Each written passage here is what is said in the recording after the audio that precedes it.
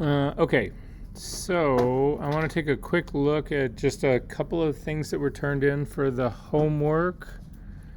I'm going to start with Charles right here. So again, this was just about doing the whole knockout part, and you can see he's got 3 different versions of this. I'll show you. This was his channel knockout one, and again, I didn't expect anybody. I only asked you to do one single one, to finish one in its all of its entirety. So this is probably not the layer mask that he wants on here, but nonetheless, that was his channels one. The color range one was better. And he took the time to remove most of the spill. So this again would be what that guy looked like. You'll also notice that he does spill removal on a separate layer. I'm going to show you the good side about that and the bad side about that in just a second. And then I'm going to turn this off and turn on his zero selective color one. And this was also one that I thought was well done in here, but it's also one where he actually keeps a separate layer to do his color spill removal. So is everybody in here feeling somewhat comfortable about removing spill, or is anybody not really feeling it a whole lot? Don't hesitate. This is not to humiliate anyone in this room. I just need to make sure that you guys are understanding it and on the same page. Are we good on this? Should we go over it a little bit more? One more time? One more time. Let's do it one more time. And this will give me the perfect place to actually show it to you.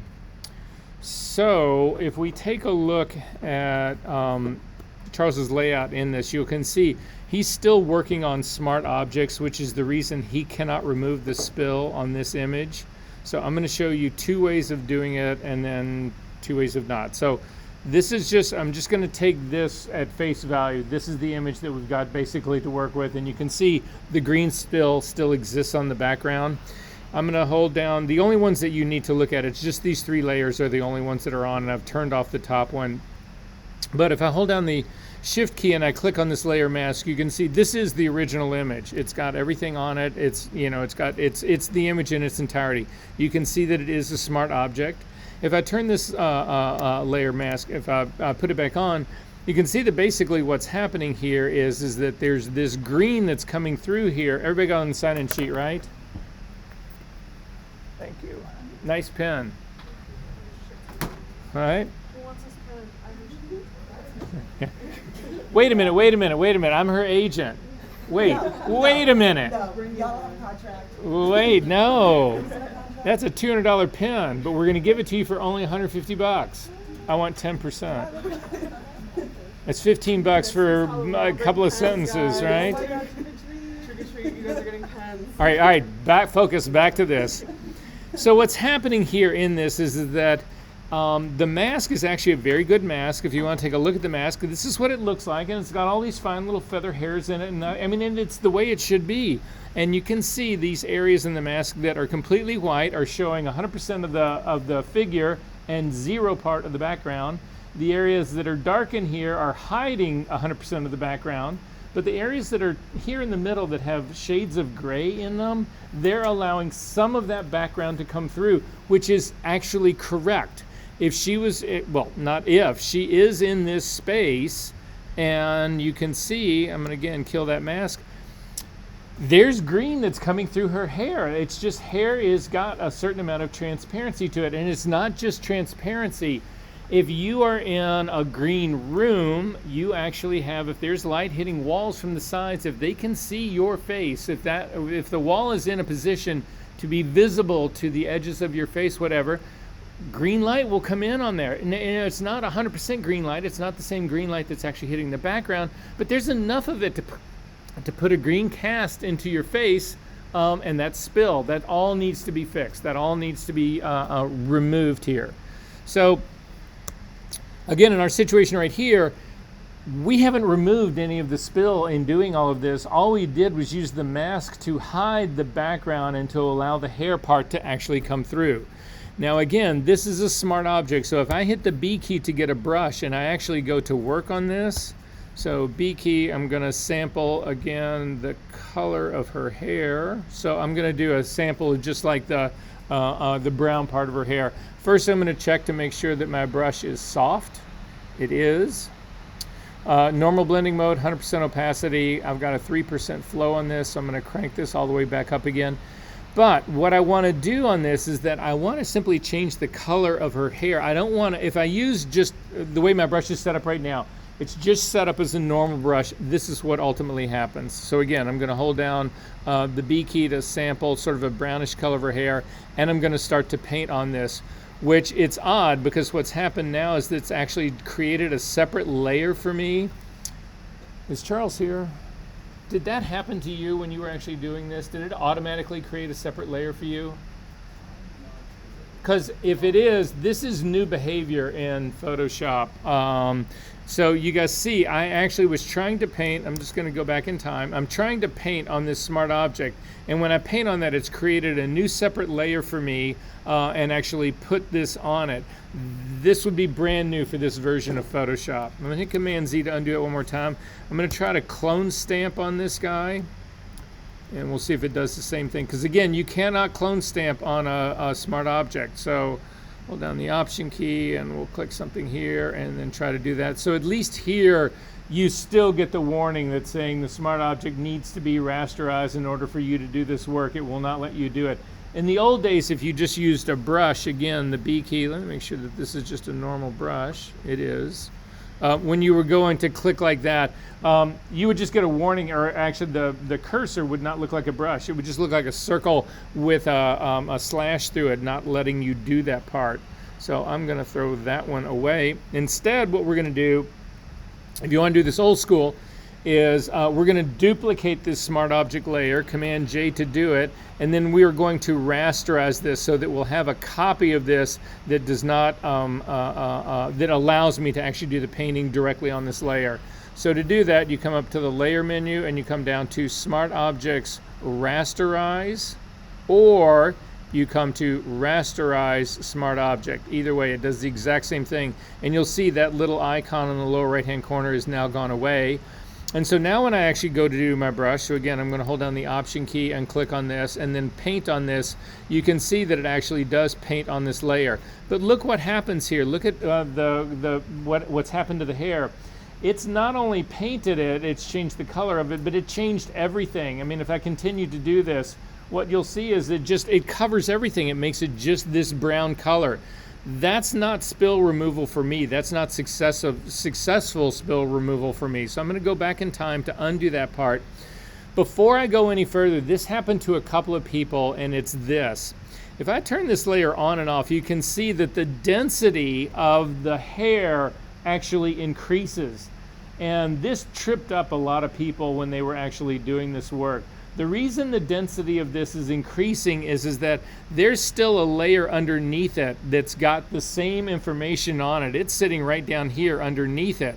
So again, if I turn this off, what's happening here is, remember that if you take a look at the mask, you can see these are areas of transparency. They're areas of gray, but they allow stuff to show through. And when you have both of these on, you'll actually see, I don't know if I can get both of them just to show, yeah, I can't get both of them to show the layer mask at the same time. But what's happening here is that that area is doubling up, that transparent area is doubling up. So let's say that in my normal situation right here, I've got 50% of transparency in the hair. The minute I actually turn this eyeball on, I'm adding another 50% on top of that. Now remember, it's not where 50% plus 50% equals 100. It's where you have 50% and then 50% between that 50% and the white background, which would take you to 75%. But again, it's nonetheless, it's building density. So when you're doing this work, you got to make sure that you've got all of the other versions of it that would impact it turned off.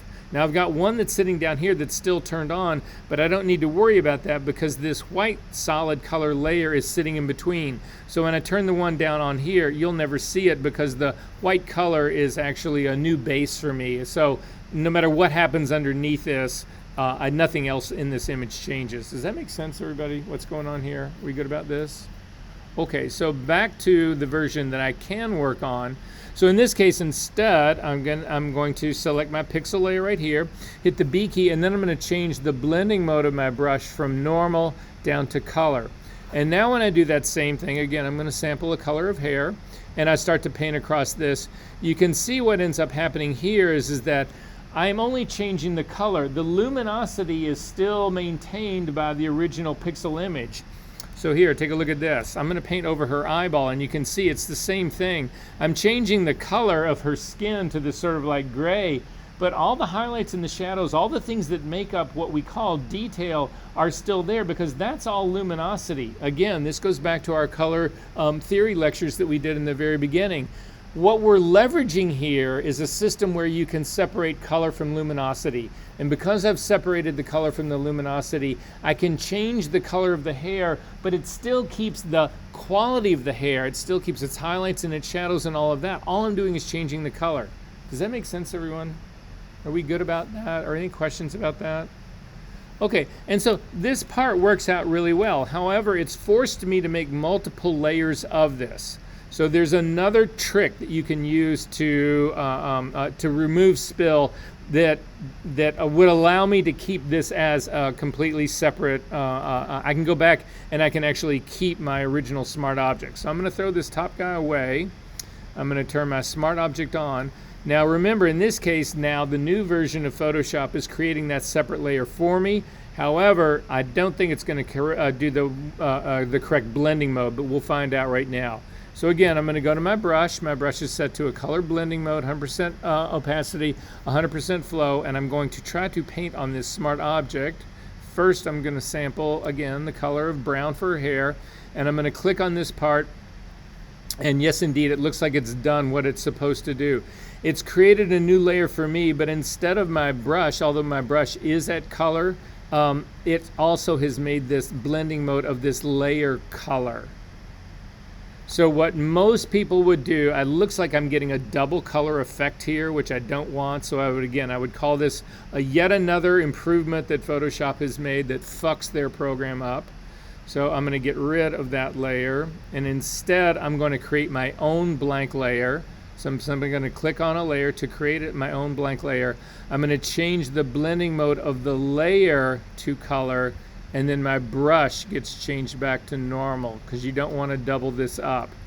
And now I can do the same thing. I'm still going to sample on the color of layer using my option key, but now working on a layer that's got a blending mode of color, I can actually do the same thing, and I'm not screwing up my blending mode. Yeah, and this is much more effective. This doesn't have the double impact of doing a color blending mode of your brush and a color blending mode of the layer itself. So this to me is far more successful. So that's basically the way we would actually go about doing this part. Does this make sense to everyone what's going on here? Okay. In Charles's original case, if we take a look at the very beginning of this, what you can see that's happened in here, let me turn everybody else off but this guy.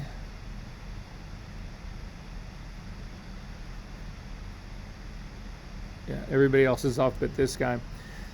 So in this case, what has ended up happening in here, if you actually take a look at this, this is what his layer looks like by itself. His spill removal layer, sorry.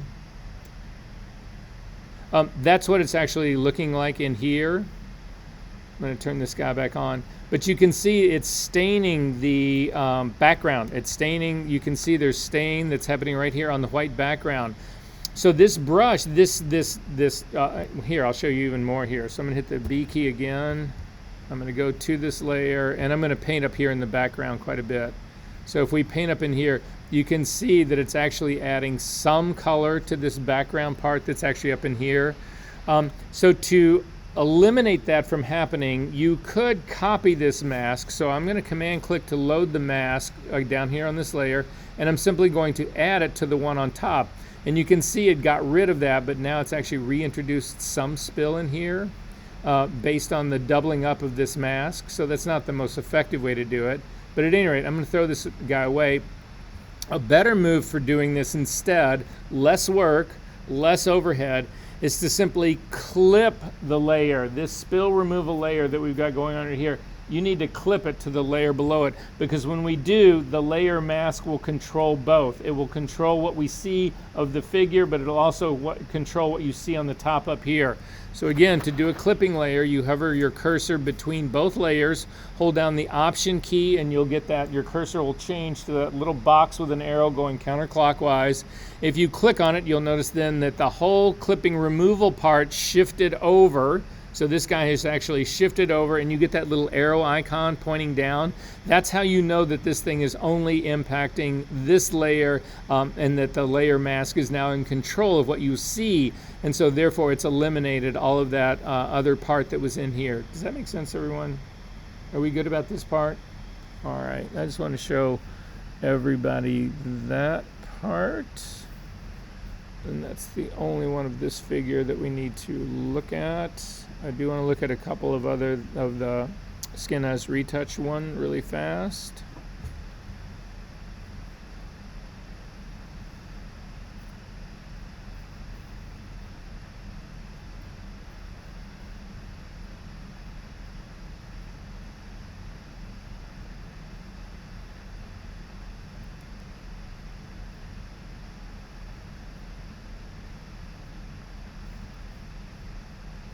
I think this is the one that I'm looking for. Hang on one second.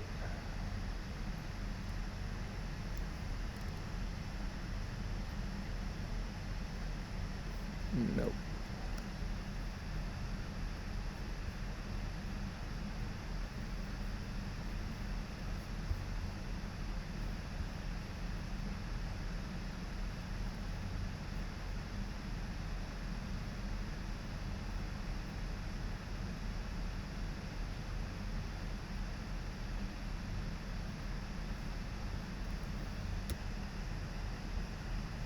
Yeah, this will be a good one right here. All right, so this has nothing to do actually with the Skin As Retouch part of it all. This has everything to do with the teeth whitening. So if you take a look at this image, this is Melissa's. What's happened here is that this is without any work done here at all, and you can see that there is a shadow on the top of her teeth right here, and then underneath it there's a highlight. Can you guys all see that? Yeah, the difference in that. The reason this exists is that this light is essentially coming from the front, but her lip is actually throwing a shadow onto her teeth. So if the light is a little bit higher right here, there's a small drop shadow from her lip onto her teeth. That's what keeps her teeth in her mouth. If you remove that shadow by lightening it up, then it doesn't exist anymore, and all of a sudden it pulls her teeth forward, and her teeth are now at the front edge of her mouth. Because you look at that, and whether you're cognizant of it or not, whether you're aware of that or not, your mind is telling you, oh, well, there's no shadow there. Clearly that's on the same plane as the front of her mouth. So it's just a mistake to only go after the shadow. The truth of it is, if we take a look at this layer by itself, you can see. So the way she approached this was correct. It was a tonal thing, and it's still actually been lifted, and that part is really, really, really good. But the trick to it would have been to have actually done that same amount of lift on the lighter part, the part that was underneath that as well, because then it would be lighter still, which would return the feeling that there is a shadow to the top part, and her teeth would still be in her mouth. Does that make sense, everyone? Did I lose somebody on that? All right.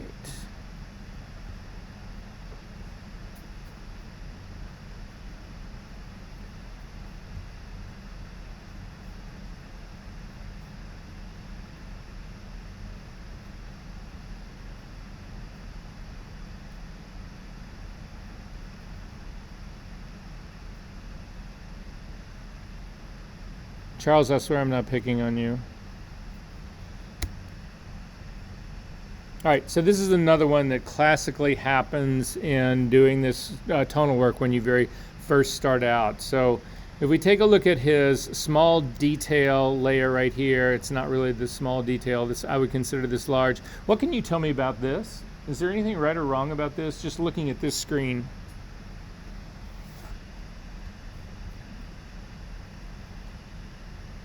Yes. Well, this again is for his large area. Even though it's labeled small, this is really impacting the larger area. So let me turn it on and off, and you'll see this is what it's actually doing. So when I turn it on and off, that's what it's affecting. So it looks like it's affecting larger areas, right? So, but I'm really just looking at the quality of the brush, especially this stuff that's right up by the eyes. What's the problem? Brush is too hard. Look at the edges. I can spot them. That's just absolutely not what you want, right? And so it gets tricky again. All of these changes that we talk about in doing all of this, that's why I keep saying your eyes immediately should go up and check. The minute you change anything up here and check this out and make sure that this stuff is exactly the way you think it is ultimately set up. So, but going back to this whole overall image, there's another thing that's actually happened in this, and I'll show you what that looks like right now. So you can see the highlight on the very tip of her nose has been completely removed. And the issue with that is that that's not a highlight you want to remove, because that highlight is what actually gives her nose dimension. It's the same thing on the side of her face, although he doesn't remove it here. Other people actually did, but if you take a look, the people who actually removed the highlight, the entire highlight of the skin that's on the side of her face, you wanted to go in and even that tone out, but you didn't want to completely remove the highlight, because that's a natural highlight on her skin. It's what gives her skin dimension. It's when a lot of people did your large tonal work as well. She had blush on the sides of her face, and a lot of people went in and lifted that, right? And the problem with that is, it's not necessarily a problem, but think about what's going on here. So if we go back to our original, remember the ball that I showed you, and we actually had, it was just the gray circle that was completely flat, and then we actually changed it to have a highlight and a shadow, and the ball had dimension. So think about my face right now. If you're actually looking at my face,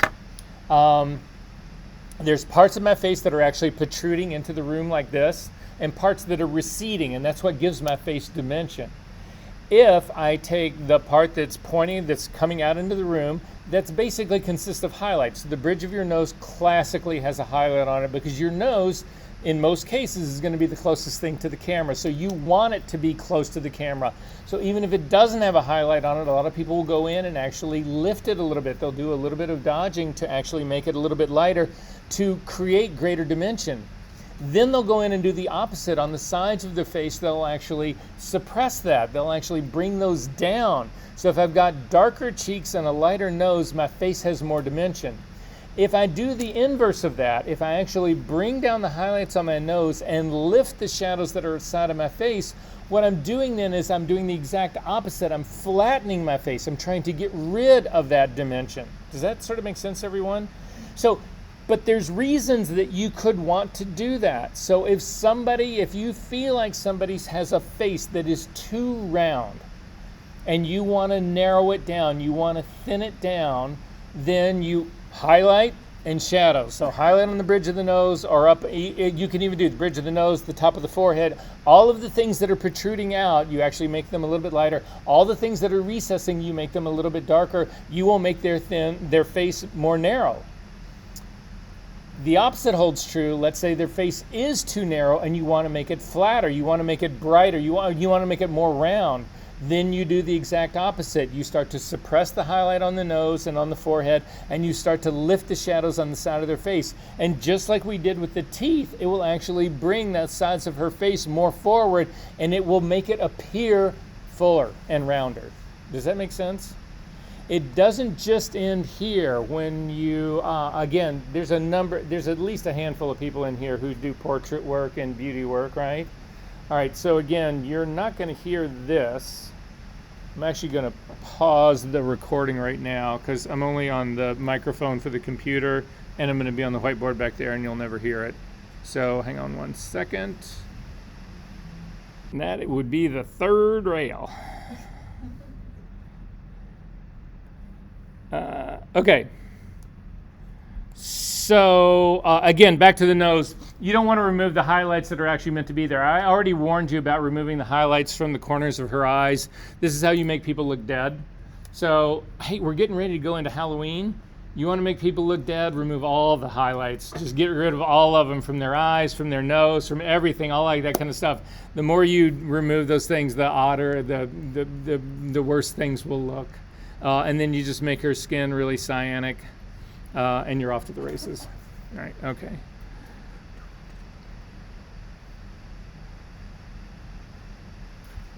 So let's say you want to do it in, you go in frequency separation to do that work. If you have to do it afterwards, because then do you do it in the frequency separation? So you could do it in the frequency separation, but again, remember the order that we do our retouching in, right? So you start with your base layer, which is your virgin, right? Then your first group of of changes of work that you do, whatever, is all pixel work, and that is split frequency. It's also clone stamp tool. It's also healing brush tool if you were just doing that on regular layers. If you were adding hair, like there's a hair patch that this called for. We never got into it, so I never showed that to you, so I didn't grade anybody on that. But all of that is considered pixel work. That all happens first.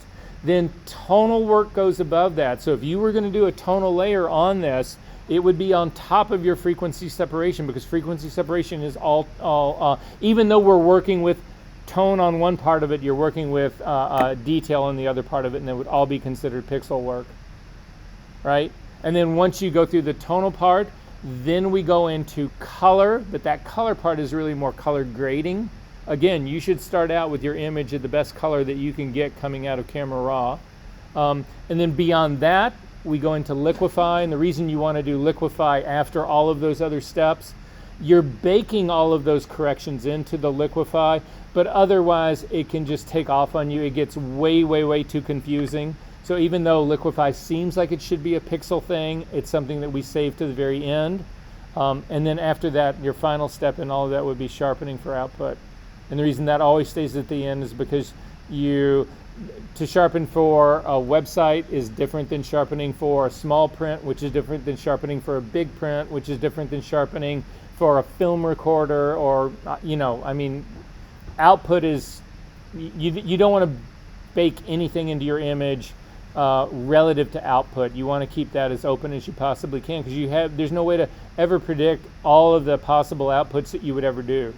So, okay.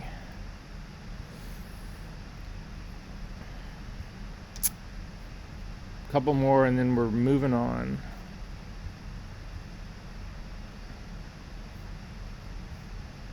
Not what I wanted to look at.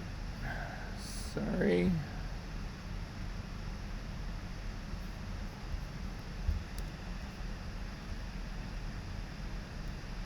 So when I look at this image, I can begin to sort of like spot things that I think may be possibly off.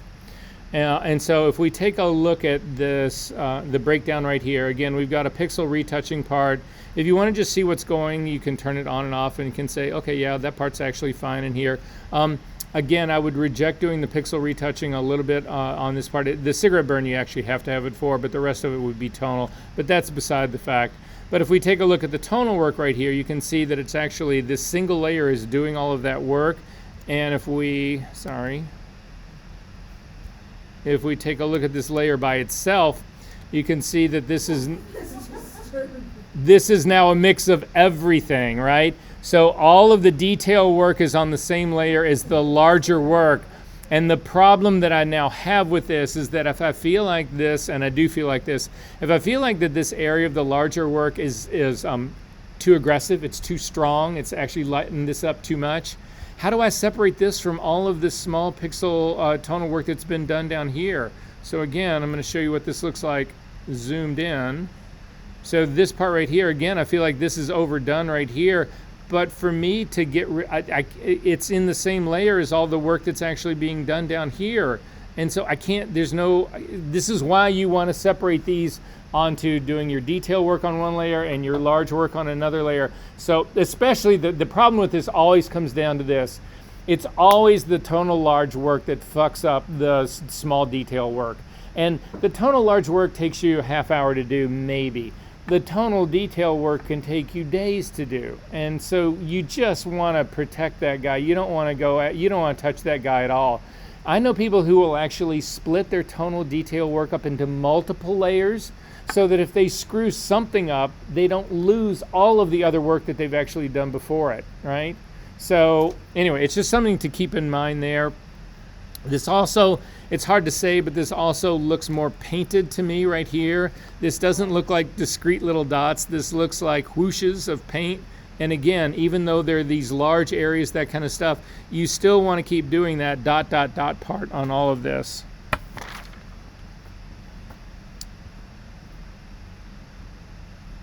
Oh, perfect. One last one to end on.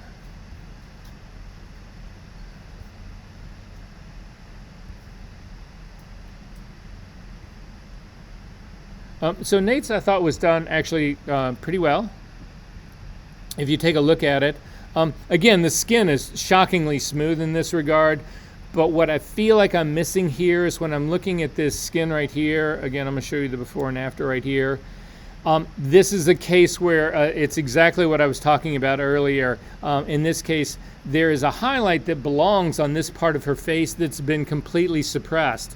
However, the texture part of this, the challenge of this, is beautifully done. I mean, if you take a look at this now, again, I'm going to do your before and after here. You can see he's really smoothed the texture out, but really kept its skin. This still has texture in it, which is really, that part of it was really well done. But the overall highlight got stepped on, and this is how you can tell what's going on. So this is things that I look for all the time, and you guys should look for it too. When I look at the tonal work that's done by itself, it's dominated by burning, not by its. So if you want to keep those natural highlights but suppress the texture that's in the skin, what you end up with is a tonal retouch that will be roughly half and half. It will look like it's just as much burning as it is dodging. And then in this case, it seems like it's much more dominated by burning down, and that's so what it's done is it's pulled all of that overall general tone down. That doesn't mean you're out of the woods though, or I mean that you have to start all of this over. So again, I'm going to turn everybody else back on. What you could do at this stage of the game is, and this is his tonal retouch on and off. So again, you can see, and I thought that this stuff was actually pretty well done. Again, it's kept her cheeks still a little bit on the darker side, but you can make one more tonal layer. And hang on one second, let me grab my tablet really quick. I'm going to make one more quick layer up here. Option key, click on it. I'll call this tonal retouch contouring.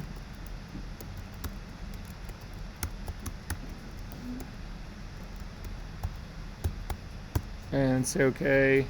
I'm going to do a quick set of dodging and burning colors.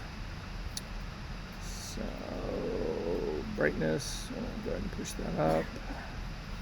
Saturation, pull that down. Say okay. And do this again. Bring my brightness way down. Pump my saturation up a little bit more and say okay to this. So let's say I want to lift this area back to restore the highlight that's gone. I don't want to go in and undo all the work. I mean, again, that takes hours to actually do this part. So instead, what I'm simply going to do is this is going to be a dodging move on this. I'm going to hit the B key. I'm going to leave it as normal. I'm going to actually do mine with flow instead of your low opacity. So I'm going to bring my flow down to like a 2 or 3%. I'll leave the opacity at 100%. I am going to make this a medium hard brush. I don't want to spray all over everything, but close to that part anyway. Make my brush a little bit bigger. And then I'm just going to start working in this area. So that took off way too fast on me, so Command Z to undo that. I'm going to go down to a 1 and actually then just start scrubbing in here like this. And you can see this is actually what I've done on my layer right here. So I can begin to restore those things. And again, I would continue working on this for the contouring. I would actually give her a little bit of a highlight on the bridge of her nose and also a little bit more highlight on this side right here. this might be a little too much. If this seems like it's a little too much and you don't want to really fuck with it a whole lot, simply, instead of trying to change it or doing it all over again, simply add a layer mask to this guy. Black is my foreground color, and I can just start, so if I feel like this is too strong, I'm actually just going to kick it back on my layer mask like that, and you can see that's what I just added to the layer mask, and this would be my before and after for layer mask, and I'm just pulling it down. But you can see the difference in all of this just by itself. It begins to build more dimension into her face. Make sense? Okay. That's all I had for that. How many of you guys watched the movies that were in the assignment? One person? Wow, that's one person. That's one more than I've ever had watch the movies ever before. Nobody ever does this. Huh? Yeah, the little ads. That's all. Yeah. I'm sorry. So wait, the rest of you. Oh, okay. Well, no. I'm sorry. I was only looking at this group over here. Fuck these guys. I'm never gonna look at them for the whole rest of the class. It's just you guys over here. You people over here are dead to me. Just kidding. Okay. Well, we're gonna start there again. For those of you who didn't watch the movie, because they're quick and they go fast. So.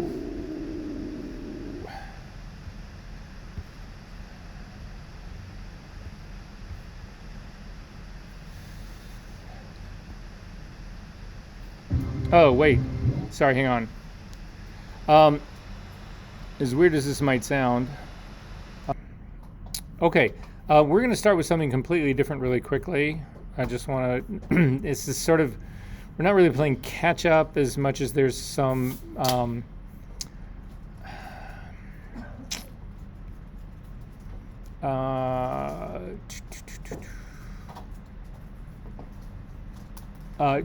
minor things that I want to touch before we actually get into doing any sort of modification, liquefy, any of that kind of stuff. So I'm looking for, yeah, so if you can do this with me, I'm looking for, so it's going to be in our class number 8, session 8. And inside there is a file called dustremoval.psd. If you could open that up for me. So, hang on one other second. I'm going to try to get a few more resources in here. So, I know there's a couple of people in here, but I'm not sure how many people in here are still shooting, are not still, or how many people in here shoot film? Oh, good. I love this part. No, it's really, it kills me every time I go into here, and it's like nobody raises their hand, and it's like, okay, forget this part. So then when you shoot film, do you typically then, certainly for the color working, I mean, do you scan it and then print it out, or do you go in the darkroom, or how does that all work? I scan all my stuff digitally, and then I edit everything digitally, and I print it digitally. Oh, okay. All right. Yeah. The rest of you guys? Darkroom only, right? Okay, no, that's fine. That's fine. Liv, do you actually shoot? No, you don't? That's okay. Yeah. Anyway, so I'm going to show you basically the way to deal with dust. Because if you scan film, your biggest enemy is dust. And the biggest time sink in your life is dust. So I'm going to show you how to do this. This doesn't just apply to dust. So again, like so many things, other things in this class, I'm hoping that you say, okay, well, that's how I got rid of the dust. Do you think that would work for raindrops? Well, yeah, it turns out it does. Or do you think that would work out for snow? Yeah, actually, so there's other applications for this. But again, for the people who shoot film, or like me, if you go back all the initial early days, there was the initial digital cameras were not very good at all. They would never compete with anything that was pro level in film. So even though cameras were being released and people were trying to shoot digital, that kind of stuff, anybody who was serious about it still shot film. But then you would scan film and actually then take that to digital. And so that was kind of the workflow. So I've been doing this forever. And so I will actually show you that part. So at any rate, this is actually a real transparency that was scanned.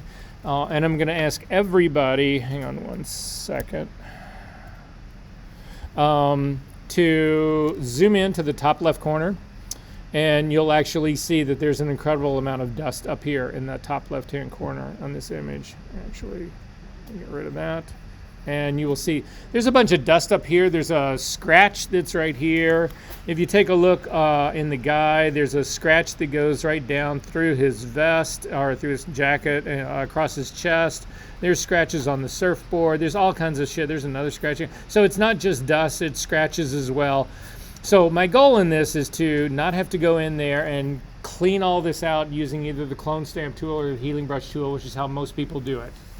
So I do not want to do that. I want a much larger, broader way to actually do this work. So that's what I want to show you guys right now. So has everybody got this image open? All right, so first move is to make a copy of it. Command J, just duplicate the layer. And then we are going to go up to the filter menu, down to noise, down to dust and scratches. So again, it's really bizarre where they place this, but if you understand the mechanics underneath it all, I guess it makes sense to have it here. But nonetheless, up to the filter menu, down to noise, over to dust and scratches, and a dialog box will actually open up. You'll have a small little preview in it as well.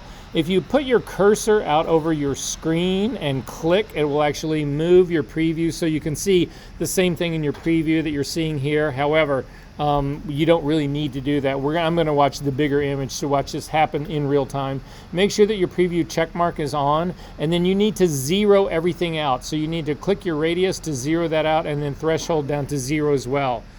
So what these controls do are this.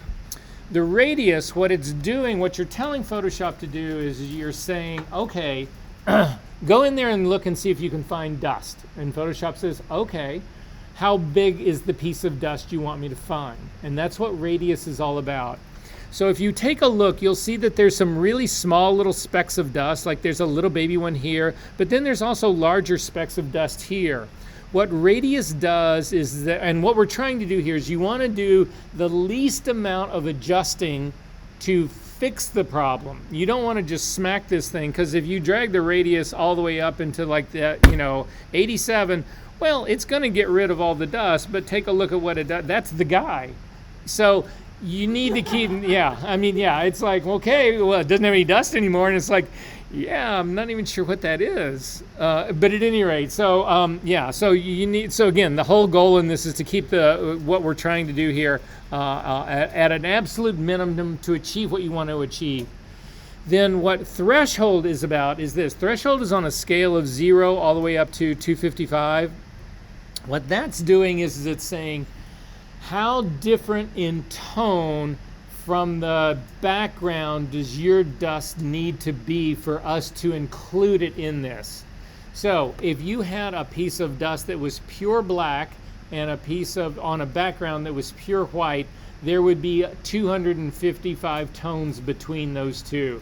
So you could crank that threshold up all the way to 254, not 255, but 254, and it would actually get rid of that piece of dust, because you would have that extreme a contrast between the two.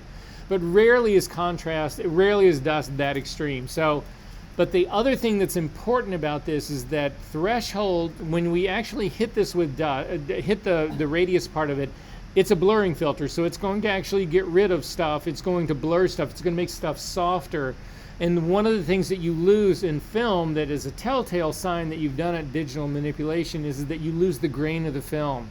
So what threshold will do is that it will actually allow you to restore the grain. So if you have the perfect balance, and again, it's tricky to get there, but if you have the perfect balance, what you end up doing is that you'll have a situation where you have a large enough radius to get rid of most of the dust. Don't try to go after it all, because if you have one single giant piece of dust, you're better off just retouching that out using clone stamp tool or the healing brush tool.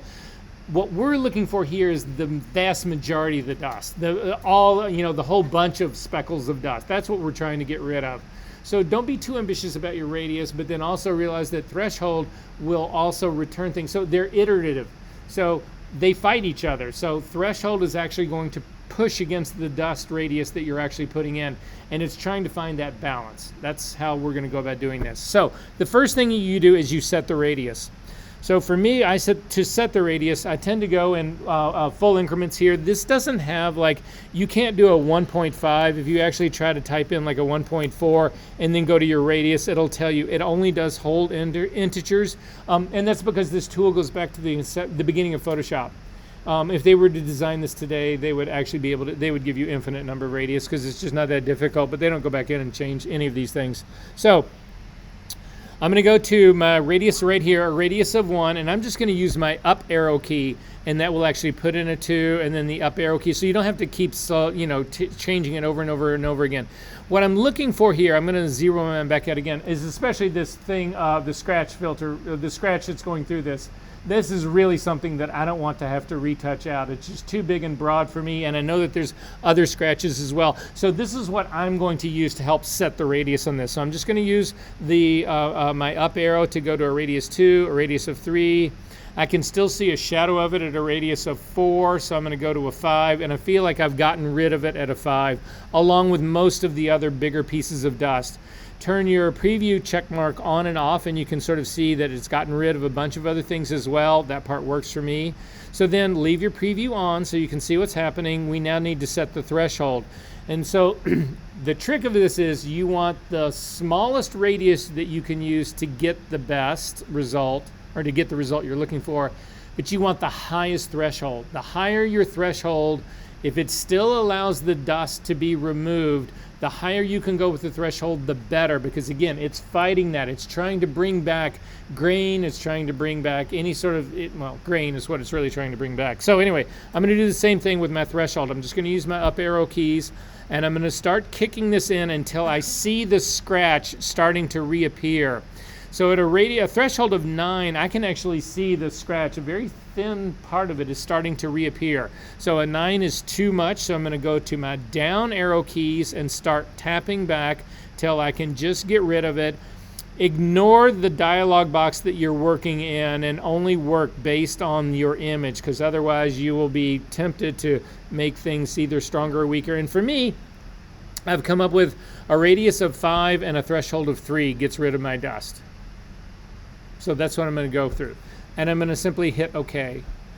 Once I hit OK, I'm going to go over to my history palette, and I'm going to do a history snapshot of this. So again, over at your history palette, the little camera that's down at the bottom, you want to click on that little camera. Hopefully a dialog box will open up. Did anybody not get a new snapshot dialog box that opened up? Yay. And I'm going to call this Dust and Scratch.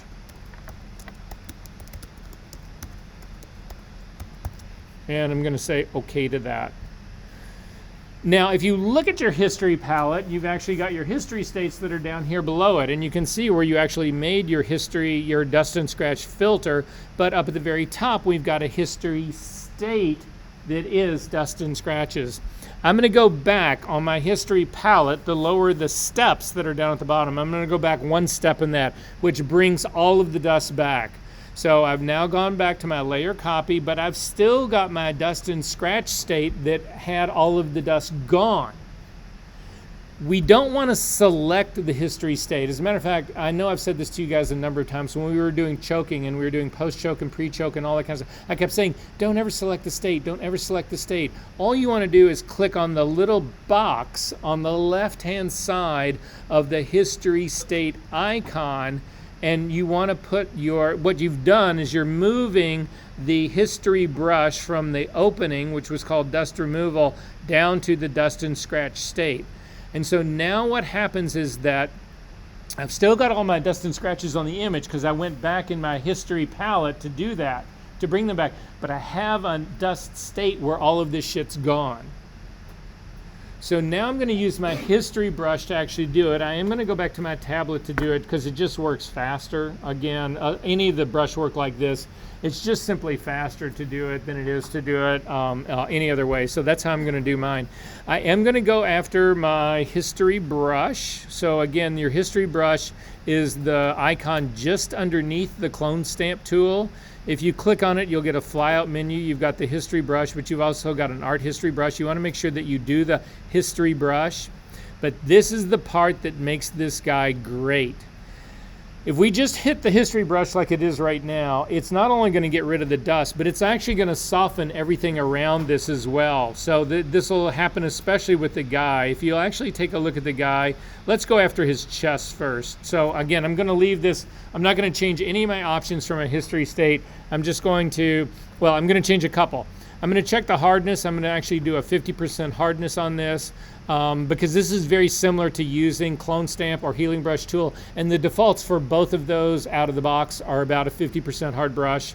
I'm going to leave my blending mode at normal, 100% opacity, 100% flow, and I'm going to leave it as a really big brush right now, and you'll see why. And I'm just going to drag across the stuff, the scratch that goes down through his chest, and you can see it gets rid of that, but it obliterates all the hair. All the hair on his chest is actually gone. It's just like I hit it with this just giant soft focus filter, or I just blurred the shit out of it. That's what it actually looks like. That doesn't really help me out. I want something that's far more discriminating than that. So I'm going to hit Command Z to undo that. Instead, what I'm going to do is I'm going to change the blending mode of my brush from normal down to lighten. Because I'm going to go back up to my top area up here that's on the sand. The scratch and all the other little bits of dust that are right there are actually darker than the background. So when I change my blending mode to lighten, what it's going to do is that anything that I brush here that is lighter in my history state, it will change. If it's darker or normal or not lighter, it will not have any impact on the background at all. So what I'm leveraging now is the difference in the tone that exists in my original image and the history state. And because the only thing that is going to change in this, if I use a small enough brush, would be that scratch getting lighter, it will leave the rest of the image okay. Does that make sense, everyone? And so we'll see how that really happens here. So I'm going to start with this part up here at the top. I'm going to make my brush smaller. I am going to leave it at 100% opacity, 100% flow, but a blending mode of lighten. And then I'm simply going to drag across that scratch, and it's gone. And then I'm going to go after all the other small little bits of dust that are actually in here. And all you need to do is tap it. So you're not doing in the same kind of way that you would be doing healing brush or clone stamp tool. There's no sampling of setting the source. There's no none of that. You just go around and you smack this image, and all of that's great. So, but this still involves a lot of work. So I'm going to say, if you've done all that, go back in your history palette all the way back up to the top before you did your first history brush. So I'm going to go back to layer copy. I've still got my history state is still called dust and scratch, and I've still got my history brush there. But now what I'm going to do is I'm going to zip out, and I'm going to hit the lasso tool, so the L key, and I'm just going to select this whole big area. I'm going to stay away from him, stay away from his hair, stay away from the body. I'm just going to select this giant area of the beach that's behind them with my tool. So I've just made a big selection of this. Then I'm going to come up to the Edit menu, down to Fill, and in the Fill dialog box that opens up, use your Contents to drop-down menu, the drop-down menu for Contents. You want to actually pick History, and then we can use blending modes in this fill as well. So I'm going to use my blending mode drop-down from Normal down to Lighten, and simply say OK, and it all goes away. I know. For people who do this work, who've spent not hours, not days, not weeks, but years doing dust elimination, they see this and they're just like, fuck, yeah, exactly, right? So if you've done that, you've still got an active selection going. So if you go back to your history brush, you can't do anything because, again, you've got an active selection going. So hit Command D to deselect that. And then we can go back. You can do whole other areas. I'm going to go on the other side. So we could select a whole bunch of this area. So again, I'm going to stay away from her. But you can do really big swatches of this and then do the exact same trick again. Edit menu, Fill, History, Lighten mode. Go ahead and say OK to that. Command D to deselect. However, we need to get into more discriminating work when we actually deal, like with the scratch on his chest, the one that we were looking at before. So I'm going to say zoom into the one that's actually on his chest. You have to realize, though, that it's also on part of his jacket as well. So I'm going to start there at the jacket at the top. I am going to go back to the history brush. I'm not going to do this. I'm not going to try and do a fill with this. I am still going to leave it as a lighten mode on this. I'm going to make my brush a little bit smaller because, again, I don't want to make this any larger than it actually needs to be. Again, I'm still working on my retouching layer. This is a pixel retouching layer. And then I'm simply going to click and drag down across that scratch that's going through the entire thing. And you can see it actually does get rid of a few of the hairs because that would still be considered dust, but you can't tell. It's not noticeable. There's another scratch on the surfboard that I can get rid of. There's another one that's down lower on his chest. All of this I can begin to get rid of here. But anything that doesn't have dust on it, I'm not stepping on this. Don't do this, but look at my image really quickly. I'm going to show you what it looked like before when we actually did the dust and scratch part. That's what it did to that guy's face and hair and all of that.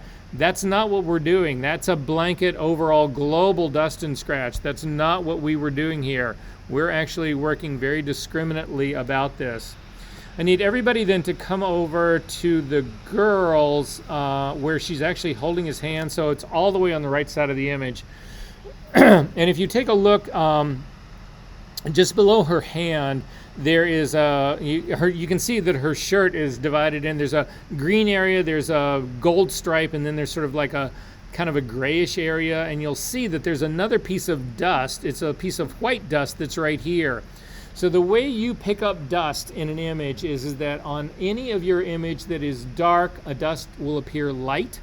Anywhere in your image that is light, dust will appear dark. This has got nothing to do with the dust. It's not like dust is black or dust is white. What dust does is it actually keeps the light from reaching your scanner. That's what's happening. So again, in light areas, if light can't reach your scanner, then it actually makes it dark. In the dark areas like this, whatever the dust ends up showing up as white. If we then try to use our history brush and get rid of that little white dot, you'll notice that nothing happens. And the reason nothing happens is that because I've got the blending mode set to only lighten. Well, this dust is already lighter, so I'm not making any change here. The dust is just as light in both my history say as it is in the original. What you need to do is you need to change your blending mode from lighten down to darken or up to darken. The darken group is up above. And now hit this little piece of white dust and it will go away. And that is how you remove dust on your entire image. Questions? Mine didn't get rid of the ID. Let's see. I did the scratch.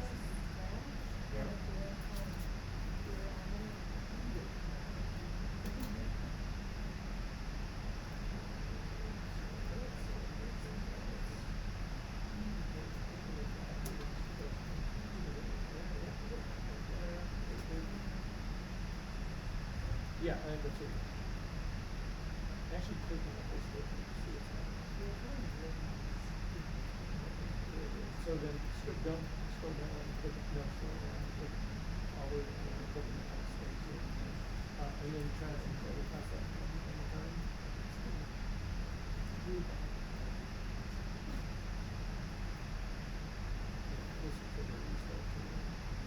Try to ignore one now. So if it might, you can see it. But if not, just see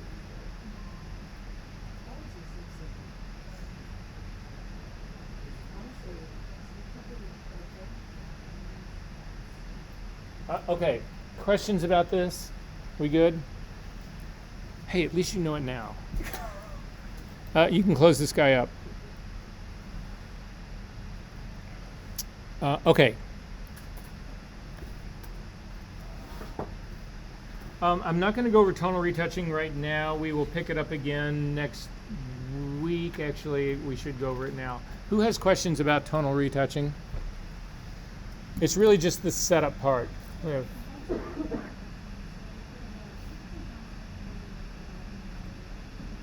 Yes.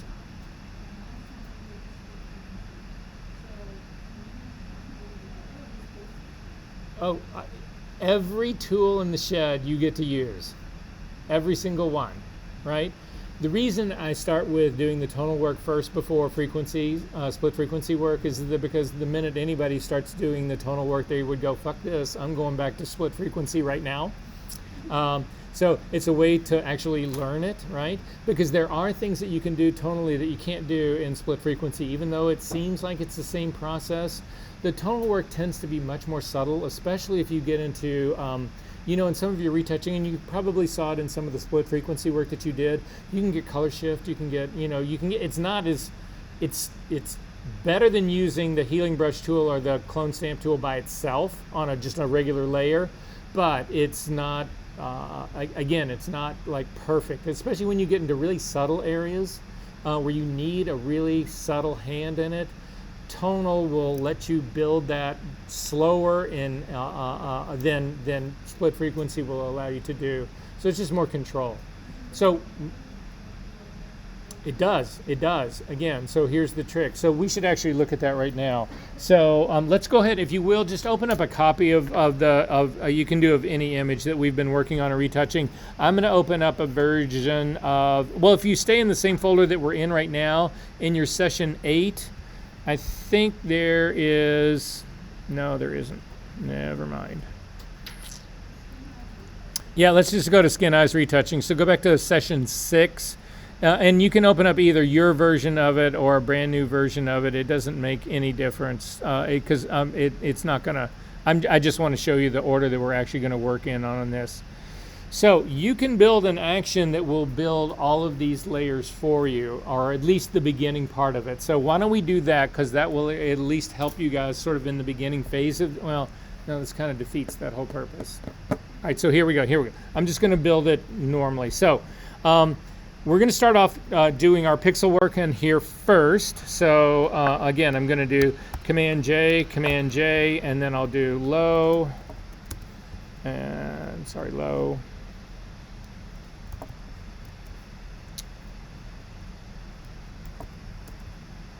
And then on the top, high, turn off high, zoom into her eye. I usually do it on eyes, or because it's got a lot of detail, it's usually the best place for me to do it. I'm going to select my low layer, and then I'm going to start to blur this. So up to the filter menu, down to blur, down to Gaussian blur. And a 3 blur in here I don't think is enough, so I'm actually going to raise this to a 4. So this, unlike the threshold and the dust and scratch filter, this one does go up in tenths, which can be really annoying.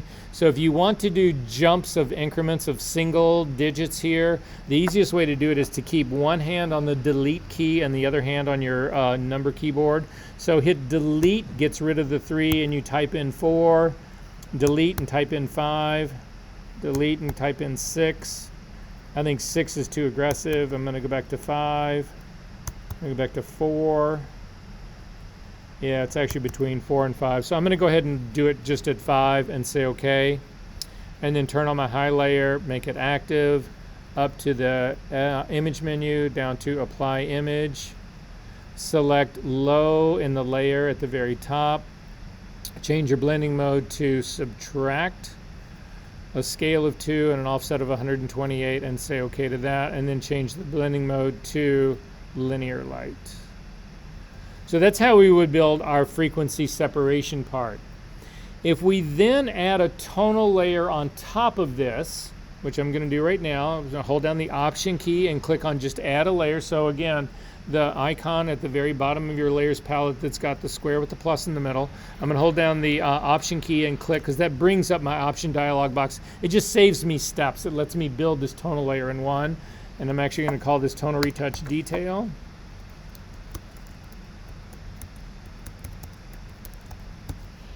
Change its blending mode to soft light. And then click on the check mark to fill that with neutral color and say OK to that. So now I've got actually something that I can begin to work with here. So I'm not going to make my safety copies of my high and low. I'm just going to actually work on my high layer first here really quickly. So if we take a look at the high layer here, if you simply hold down the Option key and click, you can see that you do see the majority of the cigarette burn that's right there. So it's probably going to be both in the high and the low layer both, but nonetheless. So I am just going to hold down the Option key and turn this all back on. You're working on your high layer. I'm going to use the patch tool to fix this part. So again, up to the spot healing group, down to the patch tool. I'm going to circle, make sure that you stay well outside of not just the blemish that's on her face, but also there was makeup. The makeup artist has actually gone in and tried to hide this. So you've got an area that extends even beyond that that's also got makeup on it. And I'm simply going to click and pull this off and let go. And in this case, it does a good job of actually replacing the texture part, but I still have like that stain in there. So that's going to be on my low layer. You don't need to make another selection. You just need to select your low layer and click and drag again. Do the very same move a second time. Command D to deselect. So I've gotten rid of this stuff now using split frequency. However, I could go in now on my tonal retouching layer. And again, I'm going to pull my foreground color up, do a quick sample to get, so I'm just going to try to build my foreground color. Just a sample of her skin. I'm going to then go to my brightness slider and push it up until I usually go low to mid 90s. And then the saturation, I usually pull that down to the high, or to the, somewhere around the low to mid teens in there. That's typically where I go for mine. And I'm going to say okay to that. For my background color or my burning color, I'm going to select that again. Also, I'm going to hit roughly the same spot for her skin hue. That's all I'm picking up here. Click on my brightness radio button and pull this way down, but not all the way down. So down into the lower teens is a good place for it. And then I typically push my saturation up into the mid, or right around 50%, whatever. Those are typically the ones that I would go for. Hit the B key to get a brush. Make it a much smaller brush. Change the edge of the brush to be completely soft. Leave my brush blending mode at normal, 100% opacity. I'm sorry, not 100%. I'm going to change my opacity down to like 6%. And leave my flow at 100%. And then I can go in and I can start doing all of my little dot work here. So I'm going to start with the lightning color part. Again, just tap, tap, tap, tap, tap, tap, tap on the whole 9 yards. And just make sure that actually just use the eyeball on and off to make sure that you are making a difference, and I am making a difference. So it is registering. And so that would be how I would go about doing this. The advantage of doing it this way is that I can go back down to my high layer right now. I can go back to my frequency separation and all that kind of stuff, and I can continue to work on that. So let's say on my frequency separation work, I'm going to cheat. I'm going to make this really quick, right? So on this frequency, on my high layer right here, I am going to go after my clone stamp tool. So the S key to get to the clone stamp tool. Make sure it is the clone stamp tool. I'm going to click on the drop down menu. Again, for this doing frequency work, I tend to push up the hardness of the brush. So I'm going to stay around an 85 to do this. I want some blending out of the edge of the brush, but I don't want, the default is 50%. I think that's too soft. So I'm going to go ahead and leave it that way. Leave it at a normal blending mode, 100% opacity, 100% flow. It's a relatively large brush, but that's okay. This is just for demonstration purposes alone. Hold down my Option key to set the point somewhere down on here. Again, I'm working on my high layer right here, and then I'm simply going to run across this, and it gets rid of the, not a very good job, but it gets rid of the blemishes on her skin tone, right? However, I can go back to my tonal retouching tool right now, go back to my regular brush, the B key, and I can continue to refine the split frequency work that I just did. So I'm seeing a lot of darkness in here that I want to lift, so I'm just going to start tapping around to lift those things over. So everything continues to work. So that's the first way and the way that you should do it. If we go back to the very beginning, throw away both of your layers. Throw away your split frequency work and your regular guy. I'm going to go ahead and start the very same way I worked before, Command J to start out. But now we're going to do my tonal work first. So I'm going to hold down the again the Option key, click on the little icon at the bottom to make a new layer, and I'm going to call this again Tonal Retouching Detail.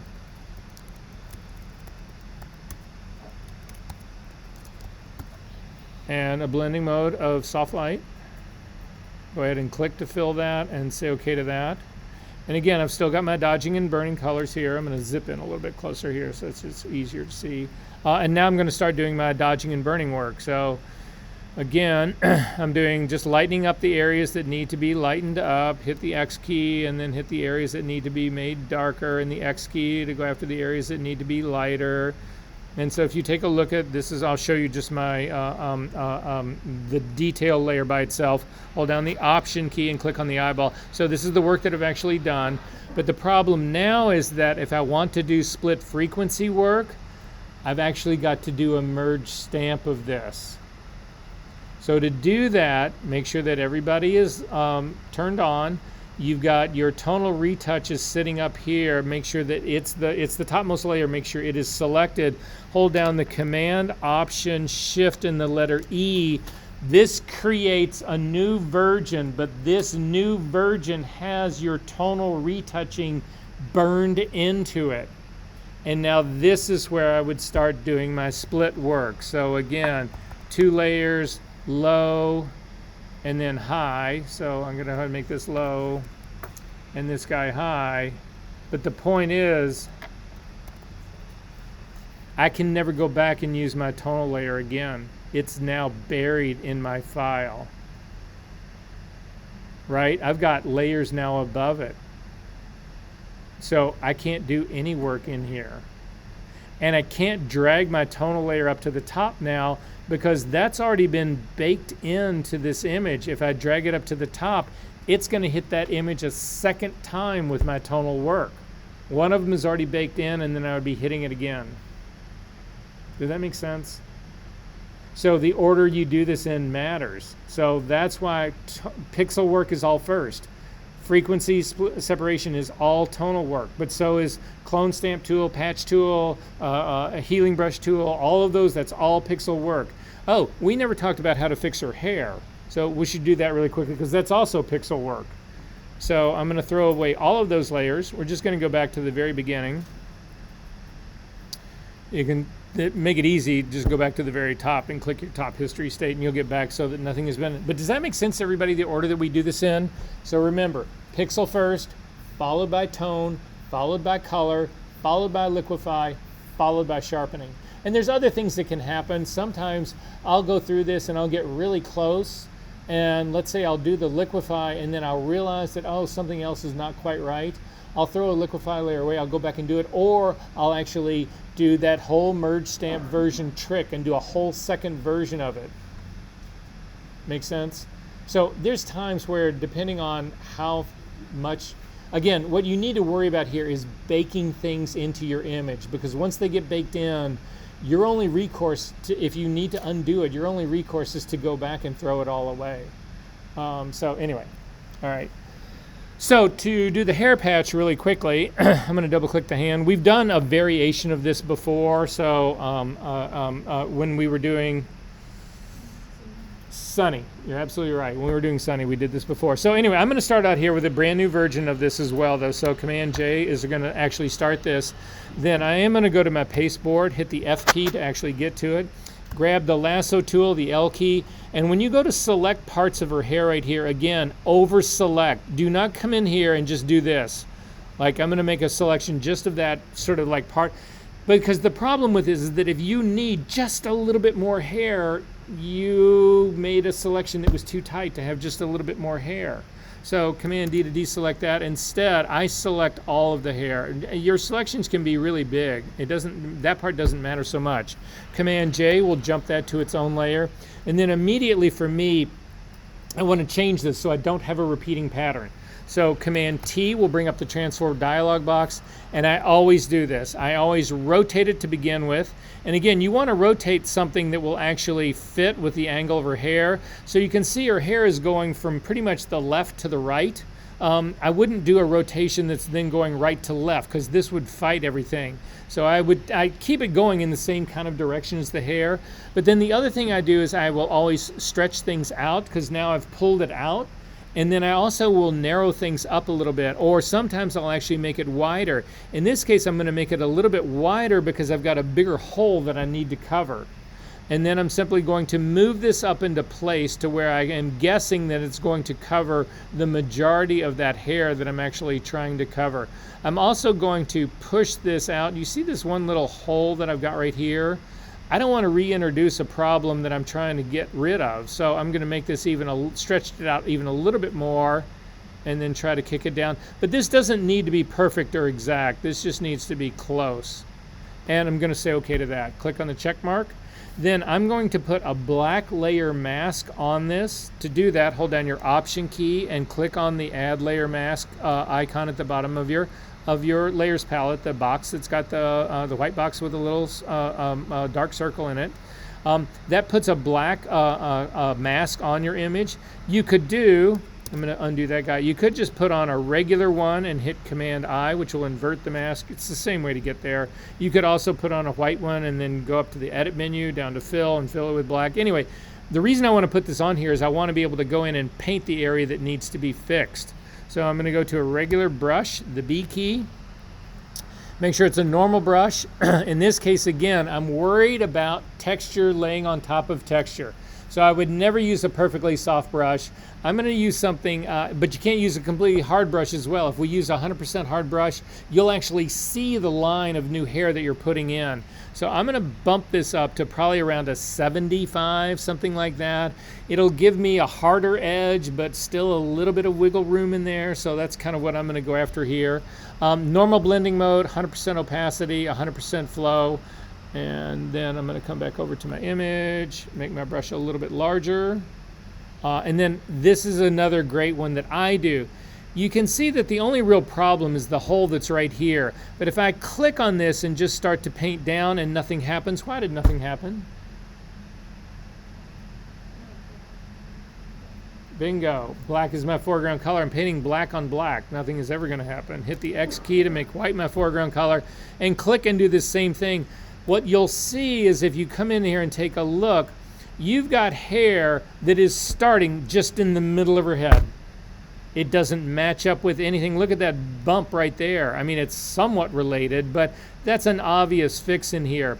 So instead, to avoid that happening, to take a look at it, to see what's happening, I'm gonna hold down the Option key and click on my mask. You can see I've started in the middle of her head. I've just introduced brand new hair that's starting in the middle. Well, you've either got to figure out a way to finesse it in there in such a way that it looks like it's coming out from other hair or something like that. But the easiest trick to doing it is simply, and I don't even need to look at this, carry that white all the way up through your mask to the edge of the image.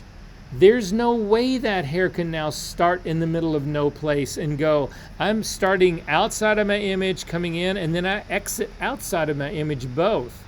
And now when I take a look at this, this is now what I've actually got going on here. And then you can see things have actually changed, and this actually works better for me.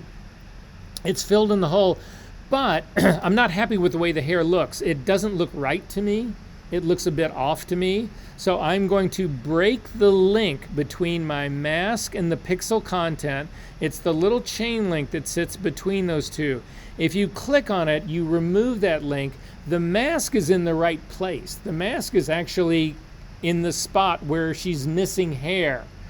But I can now click on my pixel content and I can change that and move that around. So again, I'm going to go back to Transform, Command T, and you can see you can click and move the entire thing, and I can get a whole new vibe of what's going on underneath that. And I can also say right here, well, I got rid of it. It seems a little bit better to me. I'm going to bring my cursor to the outside of the bounding box for Transform. You get the double-headed arrow so that I can continue to rotate. And I feel like that rotation helps me a little bit there. But one of the best tricks that you can also do with this is that, see this little icon up at the top that looks like, I always think this looks like a windshield wiper. I don't know. So anyway, if you look at the very top of your options bar and you go all the way to the right hand side, you have a check mark, you have a circle with a square with a line that goes through it, and then you've got this weird looking thing. It looks like a graph that's sort of been bent. That's actually the warp tool. If you click on that, you will get control handles on your image. If you can't remember that, you could also go to your edit menu down to Transform, and it's the warp tool. You can select it in there. But what the warp tool does is that it actually allows you to then manipulate this image by bending it. And see, I feel like that the hair is too straight in here. So if you take a look at what the warp tool does, there are little dots that are at the intersection. So you'll see, if you take a look at the side, there is a dot at the corner, then there's the image has actually been bisected into 3 spots. There's little dots on the edge. All of these are control handles you can use to warp this selection. So I'm going to grab one of the guys that's in the middle, and I'm going to simply click and push it in. And you see how that grid is being warped? The same thing is happening to her hair. It's actually being bent now, which gives me, again, it's more variety. It's not based on the same really straight hair that she's got.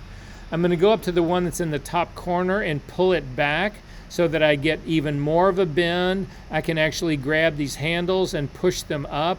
You can do all sorts of things to actually modify how this guy ultimately ends up looking to get a more natural, believable blend in all of this. And once I get something that I like in here, I would go ahead and click on the check mark to actually do that.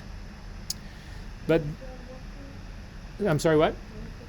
So again, if you've got Command T, so you need to get transform going first, and then either up to the edit menu, down to transform, down to warp, or it's this little icon right here. You click on that. All right, I'm gonna get rid of that part right here. So this is actually a good mix for me right now, but again, remember this first layer down here at the bottom, I'm gonna click on the thing that says layer 1. I'm gonna call it Pixel Retouch because that's what it is. But now I want my fix, my hair fix that's sitting up, that layer 2 with a layer mask and a clip. I want that to all be part of my pixel retouching layer. I want to get all of my pixel work on one layer, because if I decide to go then do split frequency work or something after this, if I want to do a liquefy or a retransform or any of that kind of stuff, whatever, I need it to all be on the same layer. So with the top layer selected, not the bottom layer, but the top layer selected, hold down the Command key and hit the letter E, and it will merge that all down into your layer that's called Pixel Retouch. So it will apply the layer mask and it will actually merge everything down. And so now I've got all of it, the work that I've done so far is in that one layer. However, I may not be finished yet. There's a breakup of the hair that's happening right down here. So I'm gonna do the same process all over again. The L key to get the lasso tool. Select all of her hair.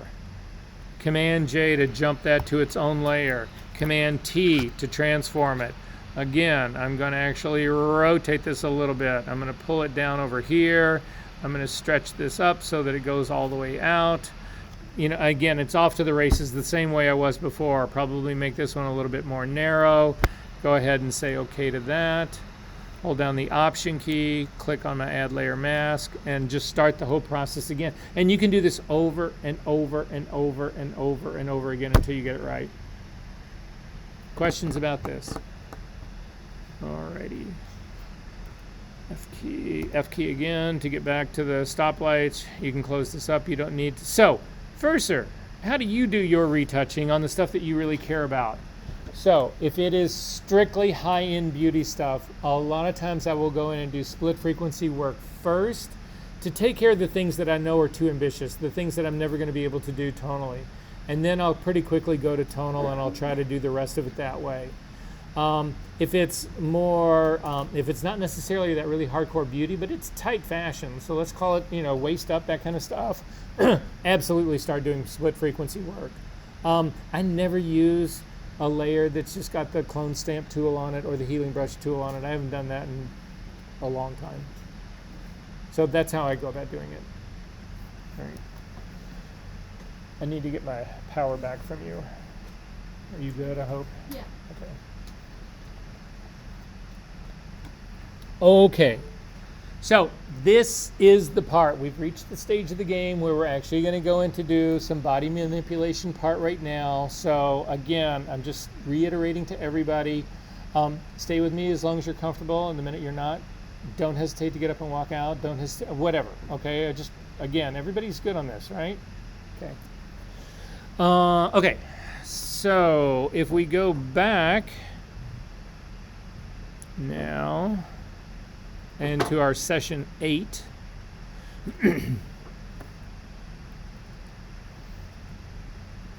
There is a file in here called Digital Diet, if you could actually open this up. And to give some context on this, and I think that this context or this conversation about context also matters. So it's said, and I don't know if this is true or not. I mean, again, I'm going to throw this out here just because to sort of, I don't know, maybe explain where I'm coming from, my approach about this. Because I think that's what a big part of retouching is that it's just the things that you choose to do or don't choose to do are really based on you. And so it is said, and again, I'm not certain that this is true, but it is said that whatever happens to be in vogue when you become sexually aware gets imprinted on you, and that's something that you then continue to look for the rest of your life. So for me, when I was that, 11, 12 years old, whatever, when I reached that point where I was really sort of paying attention, that kind of stuff, Twiggy was the model of the year. I mean, that was it. So for me, whether this is true or not, I've always been attracted to women that have boy hips. That's just me. So this is actually one of my images that was an editorial piece that ended up running in Chicago Magazine. When I looked at this, I was like, I would just like to thin her hip down a little bit. So in the very first class that I did of this, that when I wrote, because I wrote this class, the very first one I did, 2 of the full-time faculty were taking the class at the same time. And one of them was a guy, Peter Thompson. He was more of a filmmaker than a photographer, but he was a sweetheart guy. He was actually instrumental in helping getting me hired here, but nonetheless. When I said this, I was like, so yeah, I'm going to thin her hip down a little bit. He looked at me and he goes, are you out of your mind? She has a perfect body. He was a guy from California, and he'd grown up with, bikini surfer girls that were all like hourglassy kind of thing. And though that was what his imprint was. And neither one of them is right.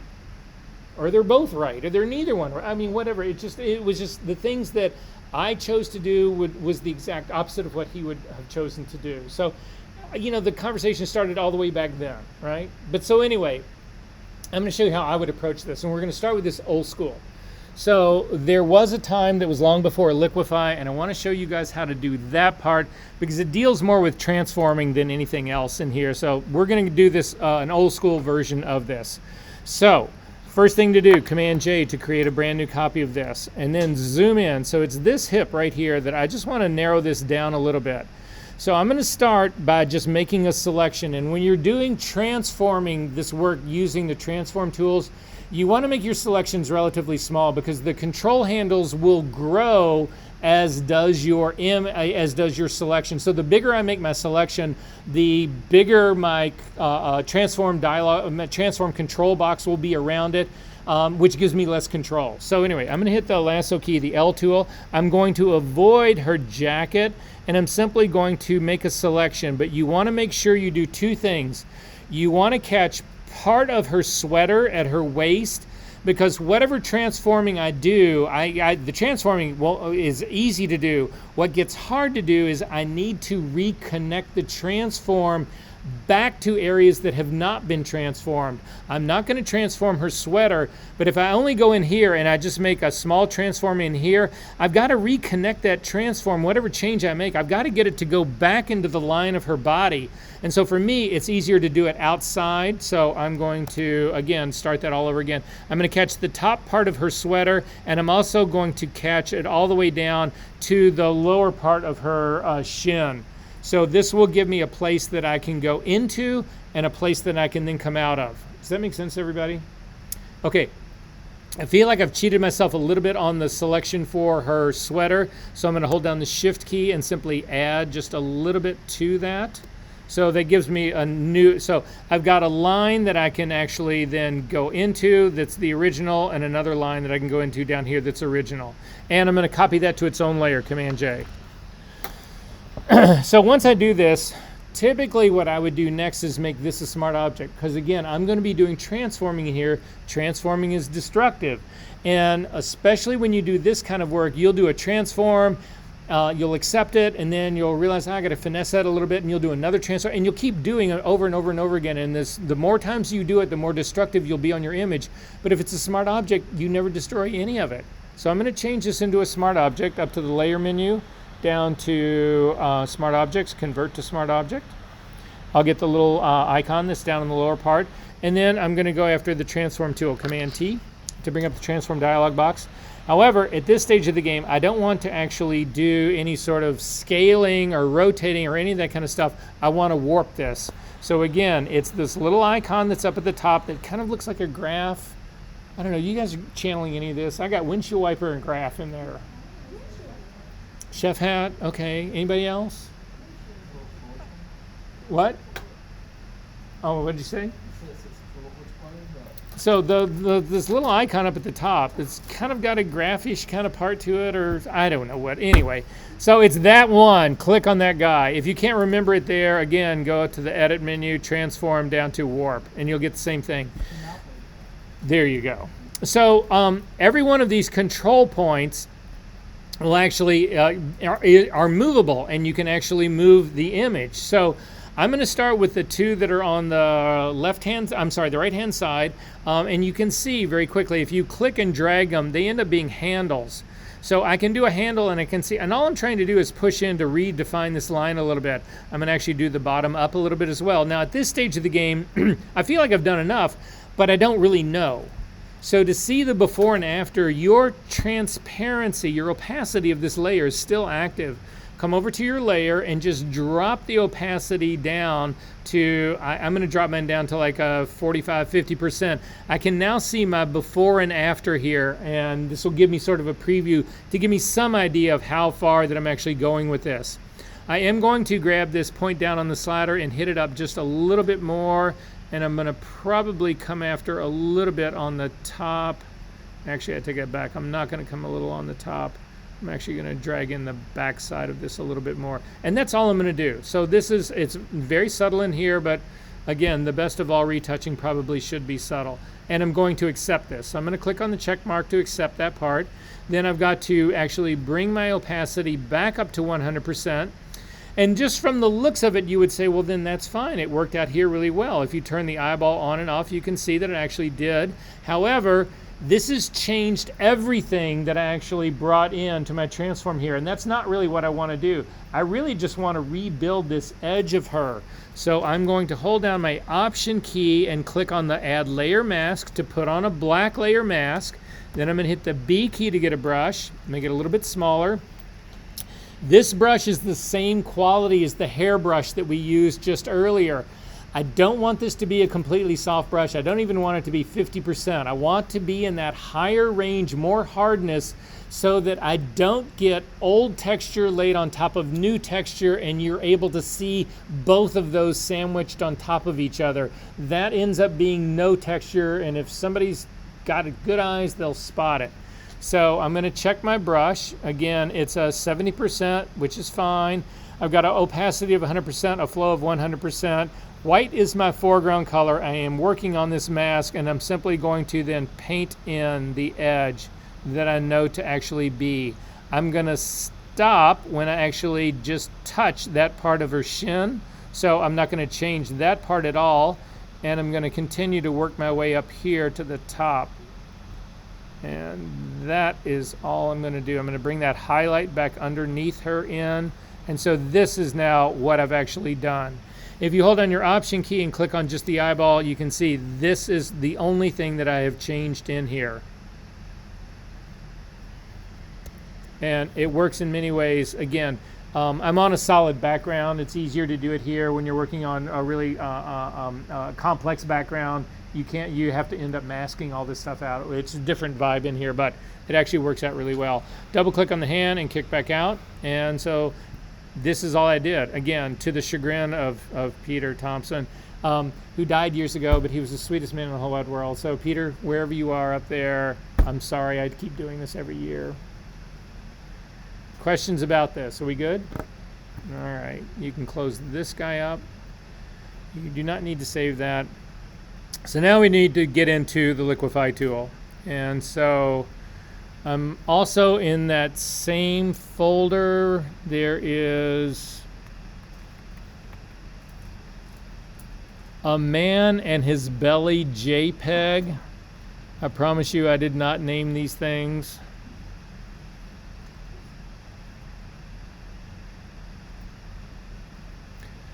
So here's our guy, and so the art director asked me for bodybuilder, and this is the file that I gave them, and they said, oh, not really bodybuilder, but nonetheless.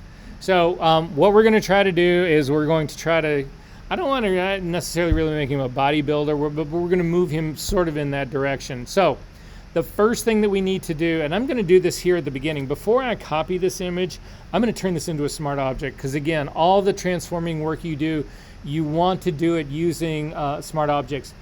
In older versions of Photoshop, if you go back, has anybody in here worked with the Liquify tool a lot? I mean, are you guys familiar a lot? So if you go back far enough, Liquify tool would not work on a smart object. It does now. So there's parts of the assignment, we will look at the assignment before you guys leave today, that talk about saving your meshes and that kind of stuff. You can still save meshes. I'll show you why you would want to do that. But they're less important now because being able to work on a smart object allows you to go back in and change your liquefying, which you were never able to do that before.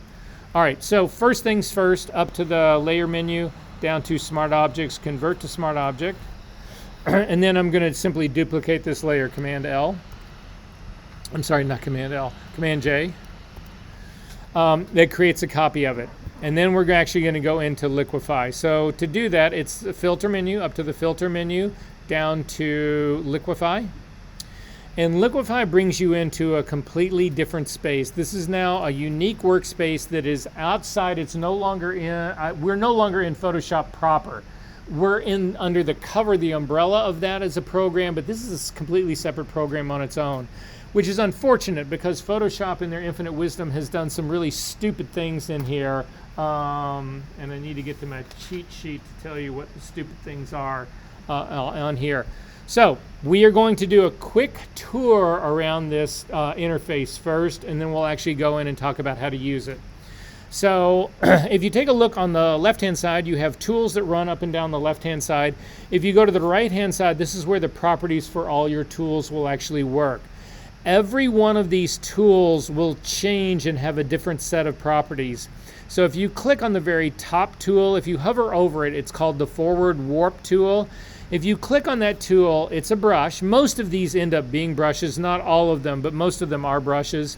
You'll see it's got a brush on it. The same controls that work for your brush work for this. So you can use your bracket keys to make the brush bigger or smaller. When you do that, you'll notice that the brush size up here under brush options will also change. So anyway, however, if you click the tool right underneath it, the tool right underneath it is the reconstruct tool. You'll notice that all of your settings change. Your brush changes, all the elements about your brush actually change. So just remember that they each one have their own unique settings. When you go back to the forward warp tool, it remembers the original ones where you were at, so you'll be able to go back. Does that make sense, everyone? So the trick to this is you just can't assume that your options for this have been set and that they're the same. They will change for every single one of them. But I'm going to ask you to go to the very top tool. It's the forward warp tool. We've got to have a quick conversation about the brush options right here because so much of what we've done in this class is dealing with setting these options. So I just want to make sure everybody understands what they are. This is one of the things that drives me the most crazy about Photoshop, but it's this. So with that, if you're looking at the brush options, if your little triangle is collapsed, click on it to open it up. So size is the same. It is the same as brush in Photoshop. It's the same right here. However, actually I'm going to ask you to do this. Do me a favor. Come down in your tools. I'm going to actually ask you, there is if you're coming from the bottom up, there is a magnifying glass, the hand tool. It looks like a person's head. Then it's supposed to be an eraser tool. And then the next tool up is the freeze mask tool. I want you to grab that freeze mask tool and then go ahead and make your brush a little bit larger. And then look at your settings that are actually up here. And then simply come out onto your image and just put down a dot. If you get this, the show mask checkbox is preventing you from seeing this, go ahead and say okay to that. and then look in your properties down to where it says show mask. It's sort of in the middle. Click on that and you will see you have a red dot on your screen right now. If you come right underneath it and click again, it'll put down another red dot. If you click and hold it down, it actually gets darker. It becomes darker and darker. If you take your density slider and go all the way to the left with it and then do a dot, you'll see you end up with a very soft brush. Density in Liquify is hardness in Photoshop. This is the edge of your brush. Size is the same, but density is the edge of your brush. Then you have, for this particular brush, you have pressure. Pressure is going to be what happens when you actually hold this thing down. So if you take your pressure all the way up to 100 and come over and just do a tap, it'll actually lay down a lot of ink really quickly. If you drag your pressure all the way down to 1 and actually click and hold, it takes a while for this pressure to build. You actually have to move your cursor around slightly. So pressure ends up being the equivalent of pressure is flow in Photoshop. Why they don't call it that, don't ask me. Rate, if we have it, click on rate, you'll see you cannot change rate. Rate is also like the airbrush tool is in Photoshop. Rate will be, this will continue to happen over a period of time without you having to move your brush. So again, we don't have rate with this tool, but we will get it with other tools. Does that make sense, everybody, what's going on in here? The two other things that you actually have in here, stylus pressure. You can actually use your stylus to control all of these properties. I strongly suggest you do not use this because it will throw you off. All of a sudden you'll be doing something and thinking it should be working the way it worked yesterday, and it doesn't work because your brush is way too small, because you don't have enough pressure on your tablet because you enabled stylus pressure here. Don't do that. If you want to get rid of all these little dots that we've actually put on here, to get rid of those guys, come to, in your show mask, in mask options, which is a couple of sets down underneath your brush tool options, click on none and it will get rid of those guys. So I'm going to go back to the push to the left tool. It's the one that's at the very top. Oh, I always call it the push to the left. That's a tool later on down. The forward warp tool.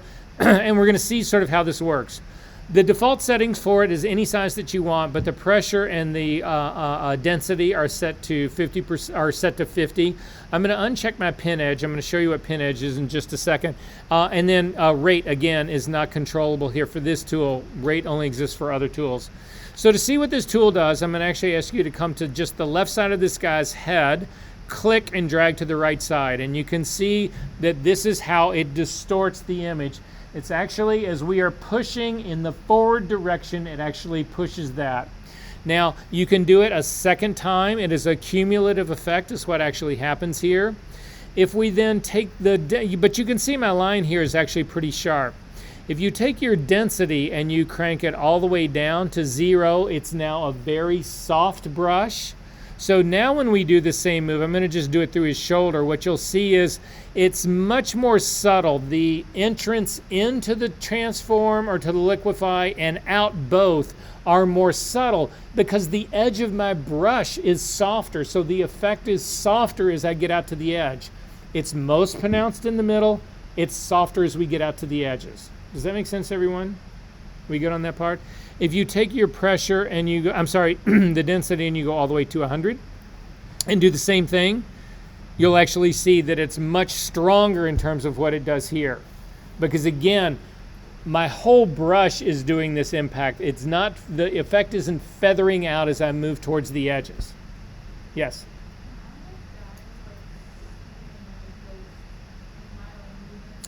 So if you come down to the very bottom of your screen, do you have show backup checked?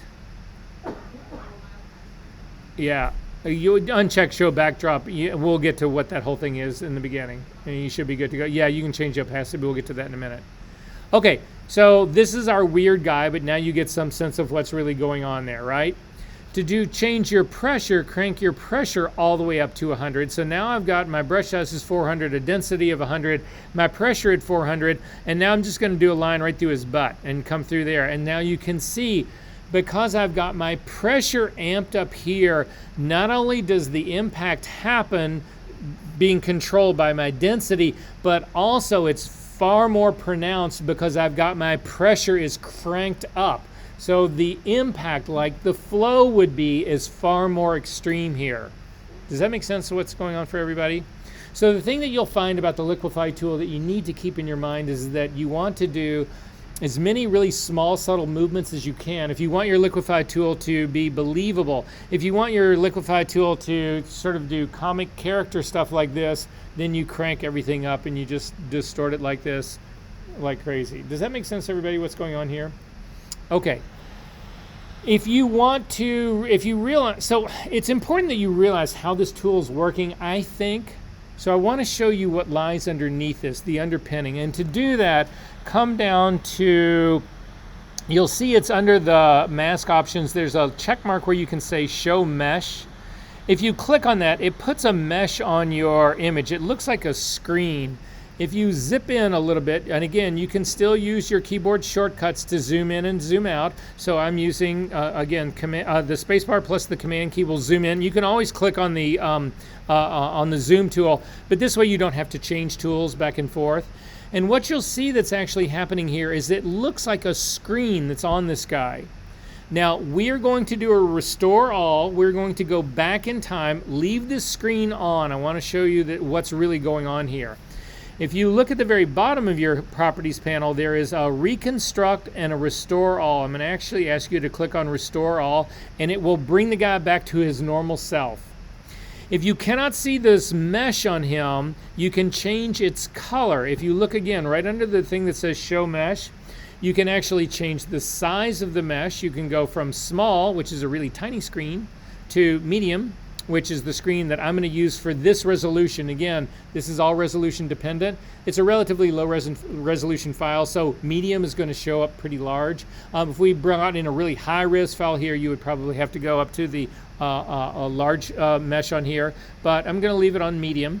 If you were working on our case right now, a black and white image, you would not want to keep your mesh color as gray. The default is red, so you can change it to red. But if you're working on a red image and you can't see the mesh, then you can simply change the color. It doesn't have any impact on what the tool does at all. Everybody good on this part so far? All right, so we're going to go back again to the forward warp tool, and I'm going to come back up to his head. I'm going to drop my pressure down to 50. I'm going to bring my density down to 50 again as well. We'll go back to something that's a little bit more normal. And then I'm going to do the same thing on his head again that we did in the very first stroke. I'm going to click and drag it through. And what you notice has happened is that the mesh is distorted. So this is the way the tool works. This is the way this whole box works. It doesn't know that there's an image in here at all. It has no idea that this is a guy. It doesn't know where his neck is. It doesn't know where anything is. All it knows is this mesh. But what Photoshop has done is it's attached the image to the mesh. So if you imagine taking an image and gluing it to a screen, like a window screen, then distorting the screen. When you distort the screen, it will distort the photograph that's attached to it. But Photoshop, it cannot find an edge in here. It can't do any of that work. It doesn't know that this image exists.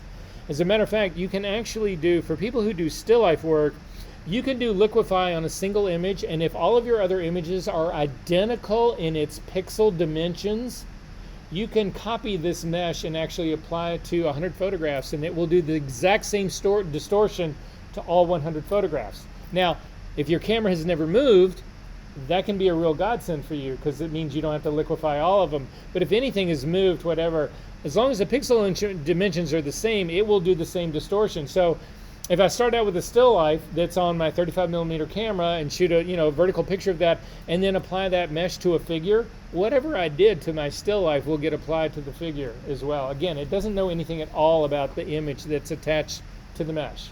The reason I bring this up is that a lot of times if you're having a problem, you can see where the problem is in the mesh. And so it'll allow you to go back and fix just the part that you want to fix.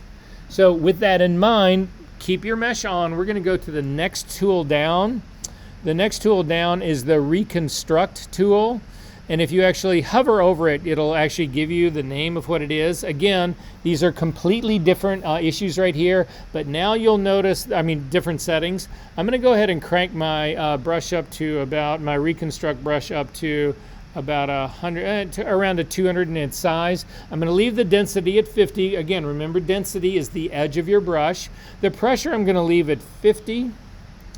And then I'm going to bump my rate up, and the rate I'm actually going to also bring up to a 50. And then I'm going to actually reconstruct this. So the way you use the Reconstruct tool is you start scrubbing over an area that has been liquefied. So I'm going to go after his head right here. I'm just going to start doing this, and you'll see that really quickly it's actually starting to return the mesh to its former shape. I've still got some distortion in the mesh that's over here that no one would ever know because it's just on a white background, but you can also see that his ears are still really distorted. It does other things that are happening in here, but you can also see that this happens pretty quick. I'm pretty much just scrubbing across it. If you take your rate way up to 100 and then do the same thing again, you'll see that it actually happens almost immediately. If you boost your pressure up as well, this is the fastest of restore that you'll actually get, and you'll see that you can actually restore the complete image.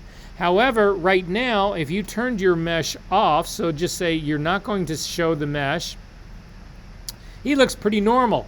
But the truth of it is, if you turn the mesh on, you can spot that there's a distortion that's happening right where the temple of his glasses is actually meeting his ear. You would not know that without this mesh on. So again, a lot of times the mesh will actually help you out. You also don't notice that there's distortion in the background on both sides of him. So basically, that's the way this tool works. Again, if you click on Restore All, it will return all of that to its regular situation here. So I don't use the Restore tool like that. I'm going to go back to my Push Forward Warp tool, so the tool that's at the very top. Again, I'm going to do just the distortion that I started on him, but now I'm going to go to my Reconstruct tool, and this is how I use the tool. I use it to do as more of a refine tool. So I'm going to drag my pressure all the way down, and I'm going to drag my rate all the way down. And this will be the slowest that I can actually return it. And then I'm going to start working just on this area of his neck that really distorted badly here. I'm just going to start scrubbing on that, and you can see it really slows that down, which allows me to actually have much more control on it, and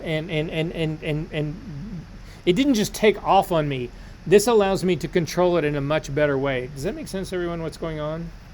Okay, there's another tool down under the Reconstruct part. If you actually click, instead of the Restore All, if you click on the Reconstruct, it opens up a dialog box that gives you a slider from 100, and you'll see it can go all the way down to 0. If you grab this brush, the adjustment, and take it all the way down to 0, it's the same as hitting Restore All. But you can leave it in the middle. You can say, well, I don't want to completely restore the image. I just want to pull half of it back. So again, it's another way to control what's really happening in your image without this thing taking off on you. Make sense? Okay. I'm going to go ahead and say I'm going to restore everybody. These are global, by the way. So the advantage of the brush is that you can do just areas. So I'm going to go ahead and say okay to that. My mesh is still on, blah, blah, blah, blah. I want to come in now to his arm. We're going to work on his outer arm right here. You can turn your mesh off for the time being right now, just so that you know it exists. I'm going to make my brush smaller. Again, I'm going to work with my very first tool to push to the forward warp tool. I'm going to make it a little bit smaller. So let's do this. Yeah, we'll do this on her arm, on his arm. So let's say I want to make his arm thinner. I want to narrow this down. Some people will come in here with a brush that's too small. So I've got, if you want the same settings as I'm going to do 50s all the way around. So I'm going to do, my size is going to be 50. You can use your tab key to move between these guys. So I'm going to do a 50 for my pressure and a 50 for my density. It's pretty much just a medium one. And then I'm going to come over to his arm, and I'm just going to do small little taps, and I'm just going to drag them in to his arm. So again, it's small little taps that I'm pulling in here. It's not meant to look good. It's meant to look like the worst cellulite anybody could possibly have.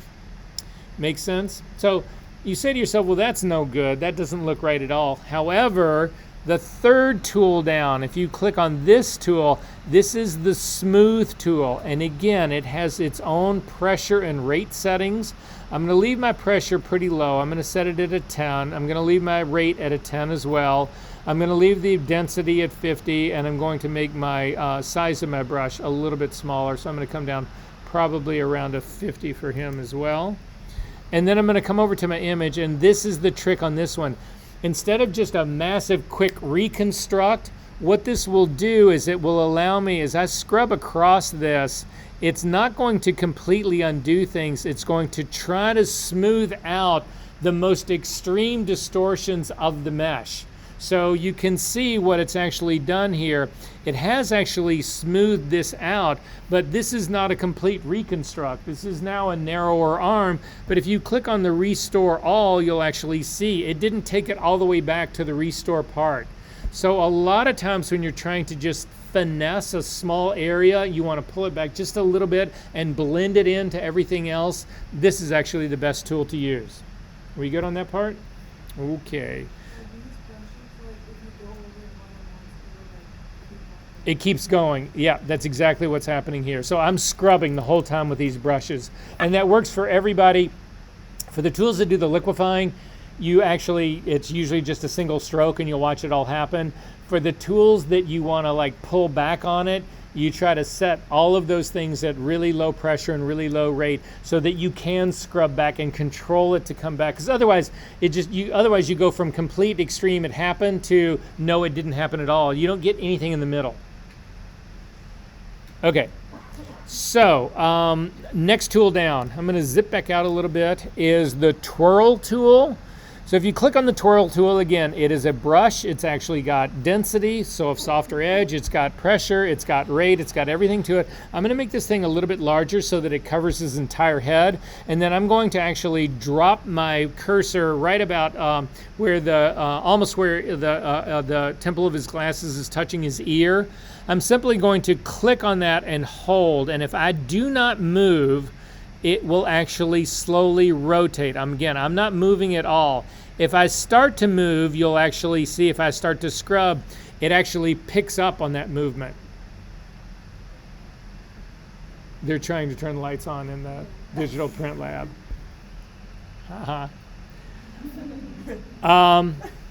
Yeah, I know, right? Those things are all controlled again by pressure and by rate. Those again, how fast that whole thing happens. So if you hit Command Z to undo that, Command Z still works in this guy as well.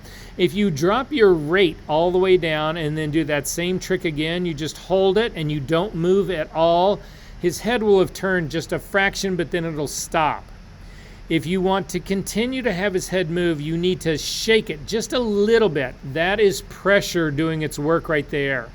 Command Z to undo that. If you drag your pressure all the way down and crank your rate all the way up and do that same trick again, just click and hold it, you'll see you don't need to move your brush at all. His head will continue to rotate very slowly. Again, this is over time. That's because of the rate. If you want it to be a little bit more responsive, bump up your pressure a little bit to like a 15, simply click and hold now, and you'll see it'll actually, without having to move at all, it will continue to rotate his head. If you want his head to rotate in the opposite direction, you hold down the Option key, and now your rotation will actually be counterclockwise. If you take a look at the next tool down, so that's basically the rotating tool here. So I'm going to restore all. If you go to the next tool down is actually the pin cushion tool. I'm going to make it a little bit larger. It also has pressure, and it also has, no, actually it does not have pressure. It only has rate. So now the control here is not going to be, I don't need to jiggle this thing at all to actually have it take its effect, but it's going to happen over time, and that time is going to be controlled by my rate. So if I click and simply hold, you'll see that it actually takes the outside of his head and it pulls it in. This is actually trying to recreate what they call pin cushioning in lenses. If you want to see what's really going on, turn your mesh on again. You'll actually see it's actually pulling all of this stuff in. That's considered pin cushioning. The opposite of pin cushioning is bloating. you don't need to actually go to the next tool down, which is the bloat tool. You can actually just hold down your Option key and you will get the bloat tool. Again, it's the opposite of the pin cushion tool. I forget what they actually call it. It's the pinch tool, they call it, the pucker tool. So we have the pucker tool and we have the bloat tool. Again, I would call it pin cushioning and barrel distortion. So anyway, does that make sense what's going on? Okay. So again, you could click the next tool down, the bloat tool, and again, make it a little bit larger, and click on it, and it'll actually make it all things bigger like that. Make sense, everybody, what's going on here? Okay. I'm going to uncheck the Show Mesh tool. I'm going to click on Restore All. The next tool down is the tool we use to actually preview your brush. If you click on this and you actually, I'm going to say, this is the freeze tool. It's a paintbrush. So I'm going to say, let's click on this. Let's just click on the front half of his face. So just paint across the front half of his face. Now you can see in my brush, it has a very, very, very soft density to it because I was painting here in the middle, wanting it to be on his face. It's not on his face at all because, again, as this brush goes from the center towards its edges, it gets softer. So I'm going to Command Z to undo that. I'm going to push my density up to 50. I'm going to bring my pressure also up to 50. You'll notice that this tool does not have a rate. Yeah, and my density will be fine here. I'm going to make my brush a little bit smaller, and then I'm just going to paint over the front of his face like this. So I've got this paint across the front of his face.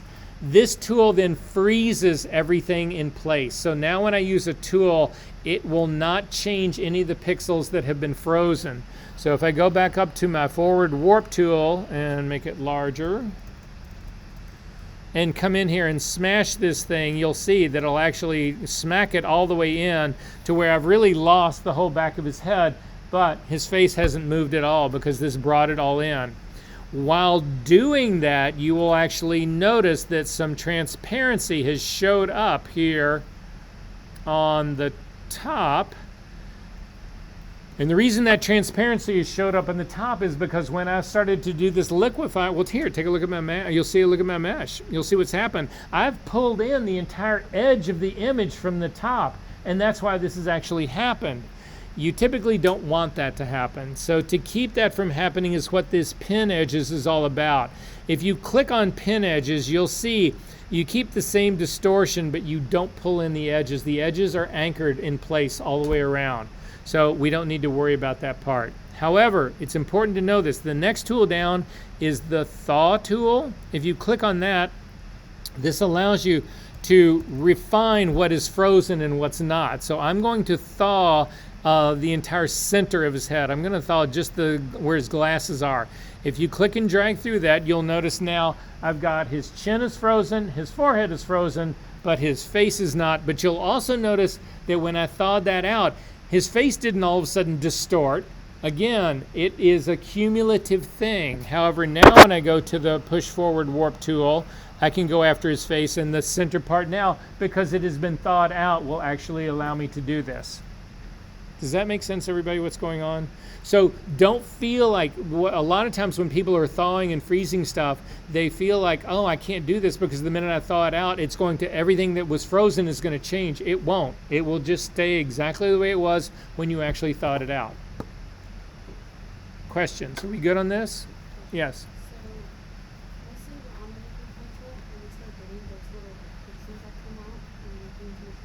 Yes. So when you mean pixels coming out, I'm not sure what you mean.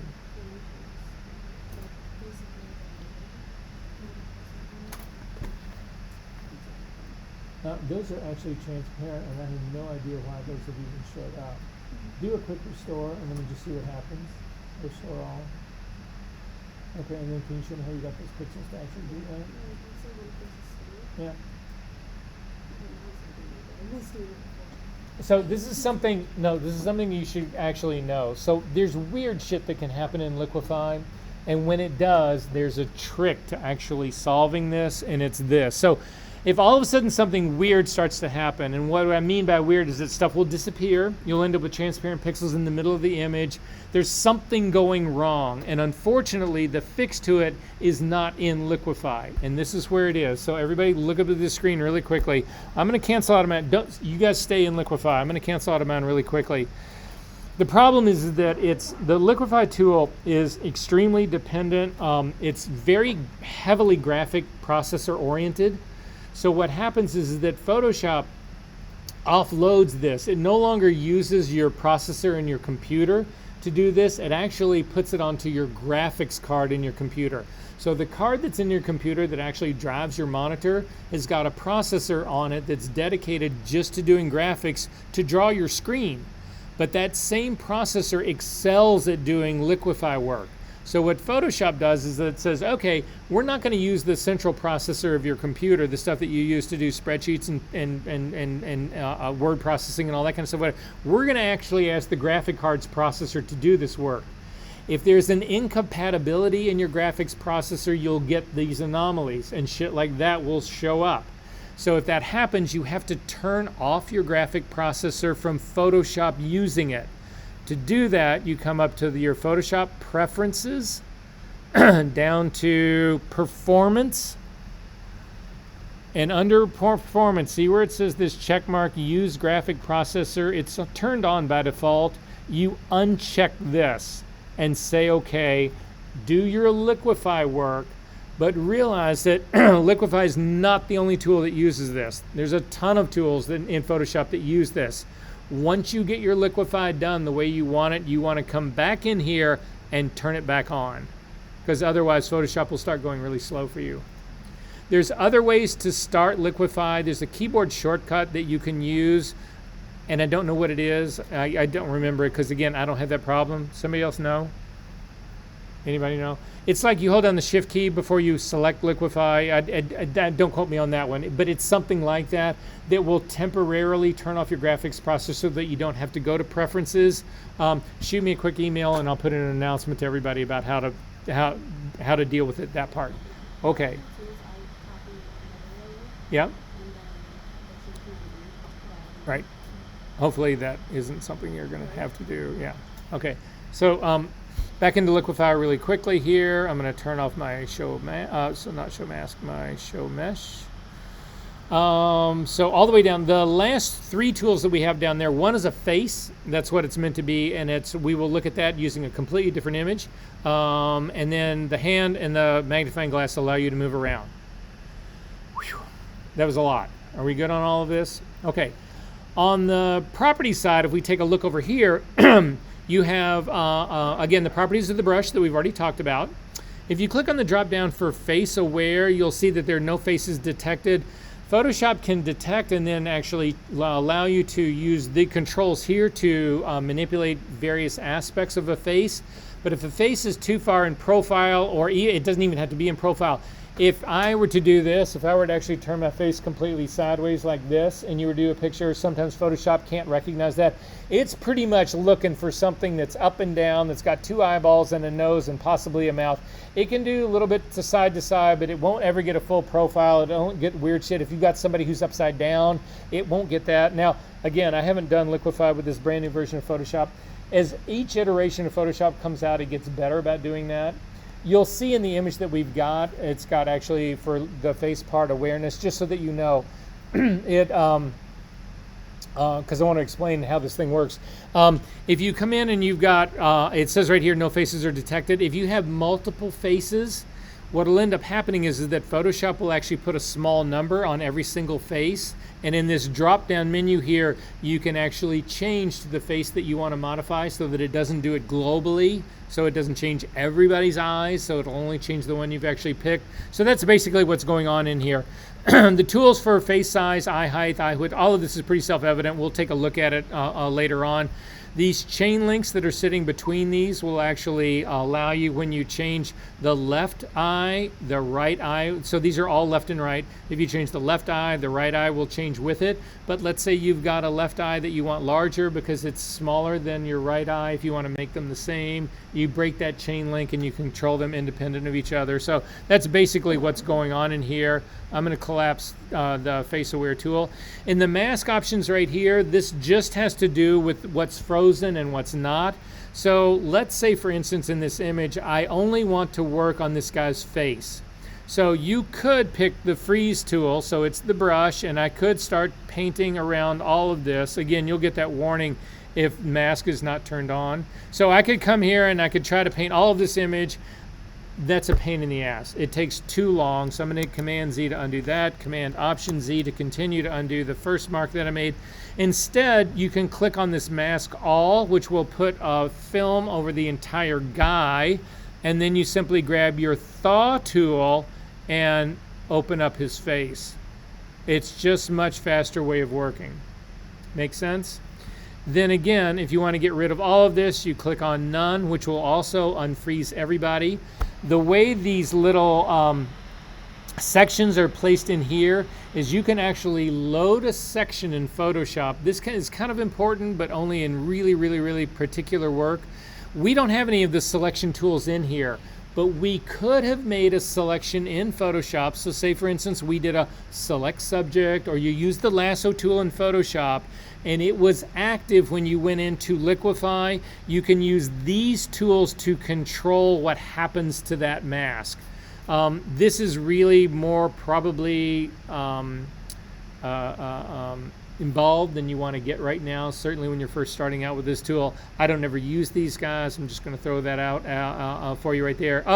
The other one thing is you can click on Mask All. You can then again do the freeze there, and then you can invert it all so that everything changes here. So anyway, just that's what's going on basically in these guys.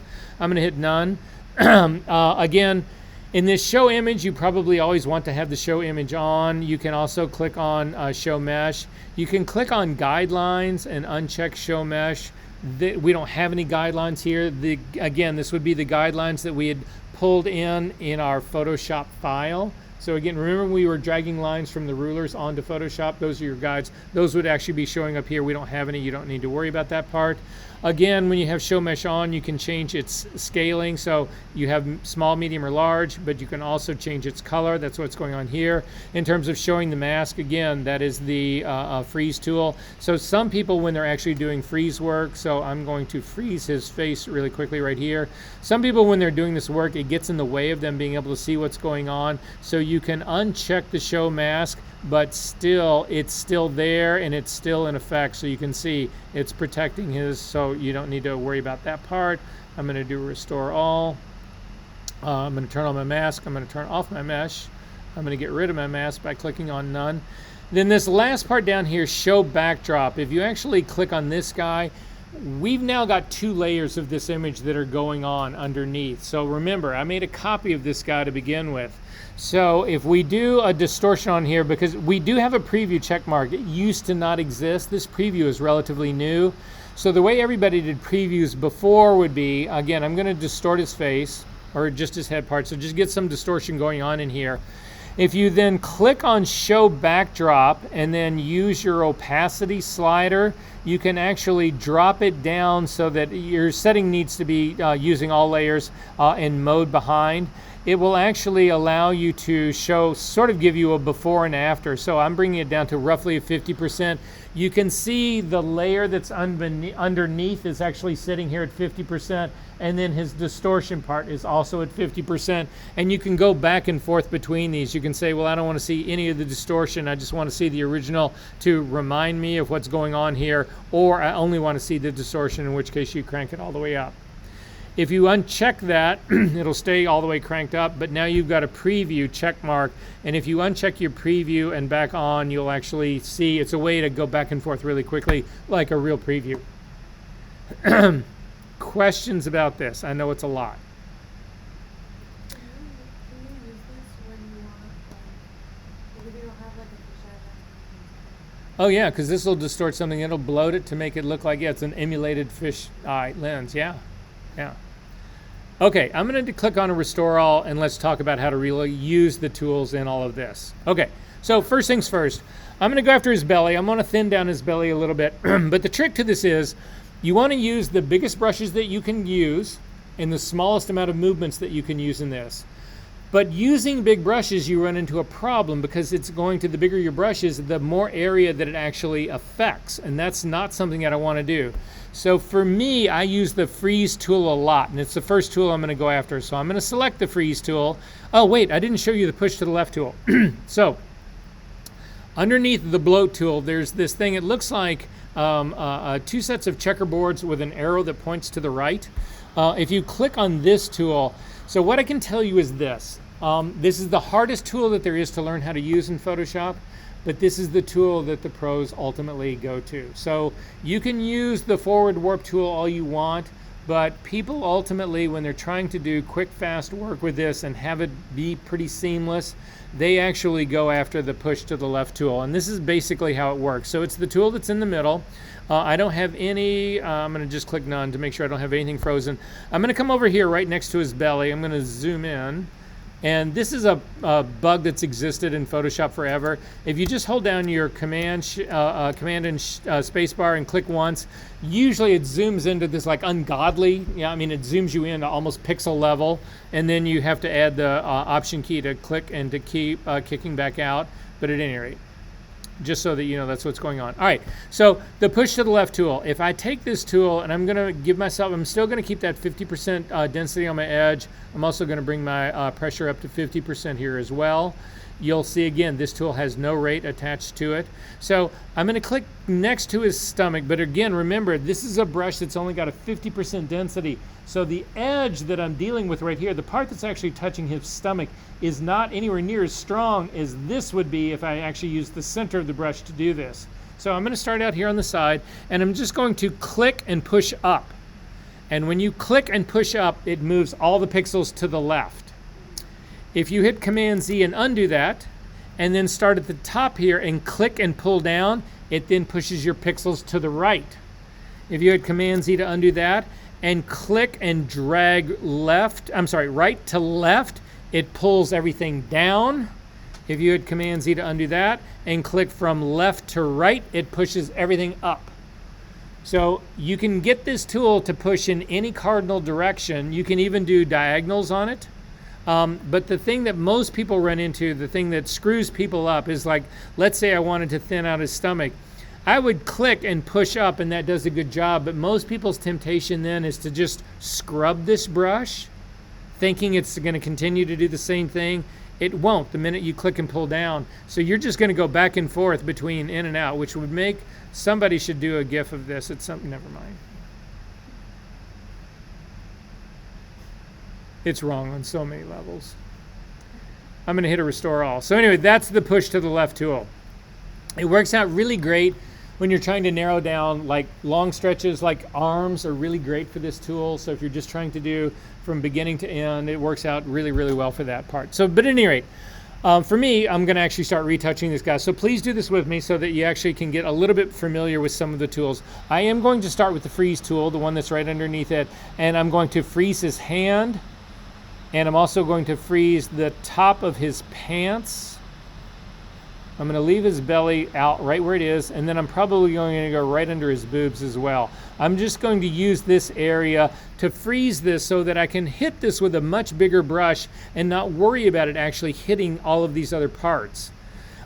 I don't like the way the mask looks. It's distracting to me, so I'm going to uncheck show mask. So it's still there, it's still frozen, all of this stuff, but now I have a better thing to actually work with.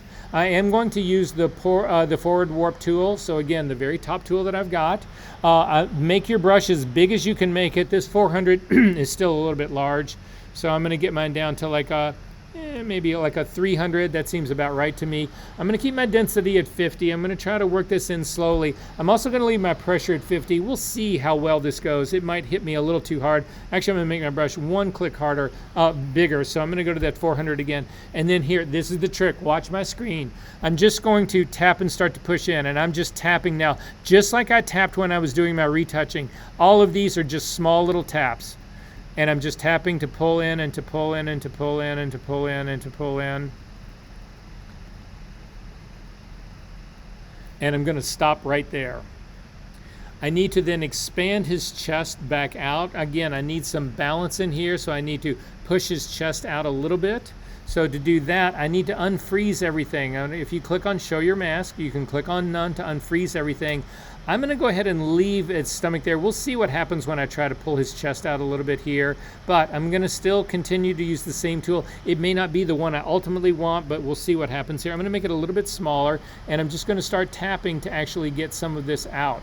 Again, my pressure is way too high on this. It's taking off on me way too quickly. So I'm going to drop my pressure down, and then I'm going to start to actually bring this part back out again. And again, I'm going to try to keep it constant in here. I might consider trying the bloat tool on this a little bit. So I'm going to click on the bloat tool. Again, at this stage of the game, I'm going to freeze a lot of the rest of this first. So I am going to freeze his shoulder, his back, his hand, his lower stomach, his elbow, and I'm probably going to freeze his whole head as well. Yeah, and then we'll see what the bloat tool actually does. Again, I'm going to turn off my mask. We'll go after the bloat tool here, make it pretty good size here, and I'm just going to click and tap. And you can see it's bloating it, but it's not actually moving it in the direction that I want it to move in. So it's making it bigger. It's sort of making his boobs bigger and that kind of stuff. But I'm going to go back to the push to the left tool, make it even bigger because I've got a lot of this frozen now. And again, I can start to actually bring this out a little bit more. So he's got a little bit more pronounced chest. Again, if you double click on the hand in here, it'll actually let you jump back out. And if you use your preview check mark on here, you can see where we're actually going with this. Now, it looks like he's just completely up and down, straight up and down for me right here. And I don't really want that part here. I want to give him a little bit more shape here. So I'm going to push his stomach in a little bit more. But if I take a look at what's happened to his pants, they're actually pulling away from him. So the first move I need to make is to, because his pants look like he can't get them on. It looks like he's big enough that it's actually trying to open everything up in here. So I'm going to click on none to unfreeze everybody. I'm going to click on show mask, and then I'm going to grab my freeze tool, make it a little bit smaller, and go ahead and make this pretty hard, so up into the mid 70s. And what I'm going to do is I'm going to freeze the inside, not the flap that's actually hanging out, but the inside of his shorts. I'm going to just track down there. And then I'm actually going to continue that up into his stomach. And then I can go after the push to the left tool, make it much smaller. And I'm just going to push in his whole zipper. Say what? Command Z will actually get you back. But I'm sorry, you did what too far? Oh, simply go to the thaw tool. It's the one right underneath it and just erase part that you don't want. Yeah, so this ends up giving me, it sort of like brings it back in. So now I feel like it's now I can actually clean up the rest of this. So, but it's frozen right now. So the S shape that I've got in here is actually frozen, and that's not actually going to work for me. So again, I'm going to delete all of that, make my brush a little bit smaller, and actually start to, sorry, wrong tool. Start to push the zipper in to sort of clean that line up a little bit more. And also push it in a little bit more. I'm going to close up that part where it's just puckering right there on the where the top of the pan is puckering against his stomach. So I am going to freeze that part. And then push that in. Good, thaw it. And then I can push everybody out if I want, but the truth of it is I really want to bring his whole stomach in a little bit more to give it just a little bit more shape. So again, forward warp, the forward warp tool, make it much larger. Again, that should be working okay. And just to give him a little bit more shape in here, maybe pull his chest out a little bit more, get his stomach in a little bit more. So this is the beginning of where I would actually go with this. Is this sort of making sense to everybody? And this is my preview on and off. And you can see there's still considerable work to do in all of this, but this would be basically how I would go after doing this. Are there questions about this? Okay, I want to open up your homework file really quickly to just have a quick conversation about that, and then we'll go from there. So all of these other tools are available to you. Again, just remember the mantra that I'm going to throw out here. As big as you can get it, and as small and the most number of moves that you can do. So really small little taps to adjust things, whatever, and it'll help you smooth your shape out. Okay, in this case, I want you to go ahead and say okay to this, and this is what I was talking about, the advantage of smart objects. So you will notice now that this is now a smart filter. And the advantage of that is that if you double click on this liquefy, it will bring you right back in, and all of this is still intact. And if you actually say, show me the mesh, you can see all the distortions that we've done on this, they're all still there, and we could pick up at this point and simply go on. But a better move is to separate this into discrete changes. So I'm going to hit cancel out of here. So the way I did that was that I double clicked on liquefy and went right back in, and that's the liquefy that I did. Look at the distortion in my mesh, right? But if I cancel out of this, if instead I go back up to filter and do liquefy a second time, now look at my mesh. It no longer has those distortions. I can't reconstruct this. The work that I've done in that initial liquefy is baked into this. I can't undo that now. There is no reconstruct. Whereas if I canceled out of here and double clicked on the liquefy smart filter, I could click on the restore all or the reconstruct. But again, I'm doing this a second time now, so I'm going to come up here to liquefy again. I get a fresh slate, although what was already done is baked into this. So now let's say I wanted to go after making his arm a little bit thinner, or let's make him a little bit more buff. So again, I will do the bloat tool for that, make it a little bit smaller, not that small, good. And I can actually just continue to, oh, wrong tool.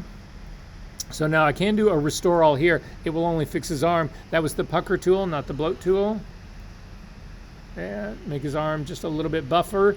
Now again, his forearm now looks ridiculous compared to the top part of his arm. His lower part of his arm looks absolutely ridiculous right here, right? So I'm going to, again, this is a tricky one here. So I'm going to zip in here. I'm going to click and drag with this tool. But again, at this stage of the game right now, I've got my rate and my pressure. I don't have a pressure slider on this, but I got my rate way down. So now I can click and jump in on this, and you'll see it just takes off on me. It just happens like way too quick on this. This is one of the problems that you have in doing this kind of work. I can't slow this tool down any more than it already is. I'm going to Command Z to undo that, whatever. I'm just going to tap now and then try to come in on this. And this may be where I'm going to have to go back in and actually use the smooth tool. So again, it's going to be the smooth, not the reconstruct tool, but the smooth tool to then back this off a little bit. I'm going to uncheck my show mesh. Oh, it's not distracting, but make my tool a little bit bigger. So this again is the smooth tool, and I can run it across this part right now and run it across this part right now, which brings the shape more into lining with what's really going on with him. And again, this is my change that I'm actually happening. But this now has only happened on this version of Liquefy. If I say okay to this,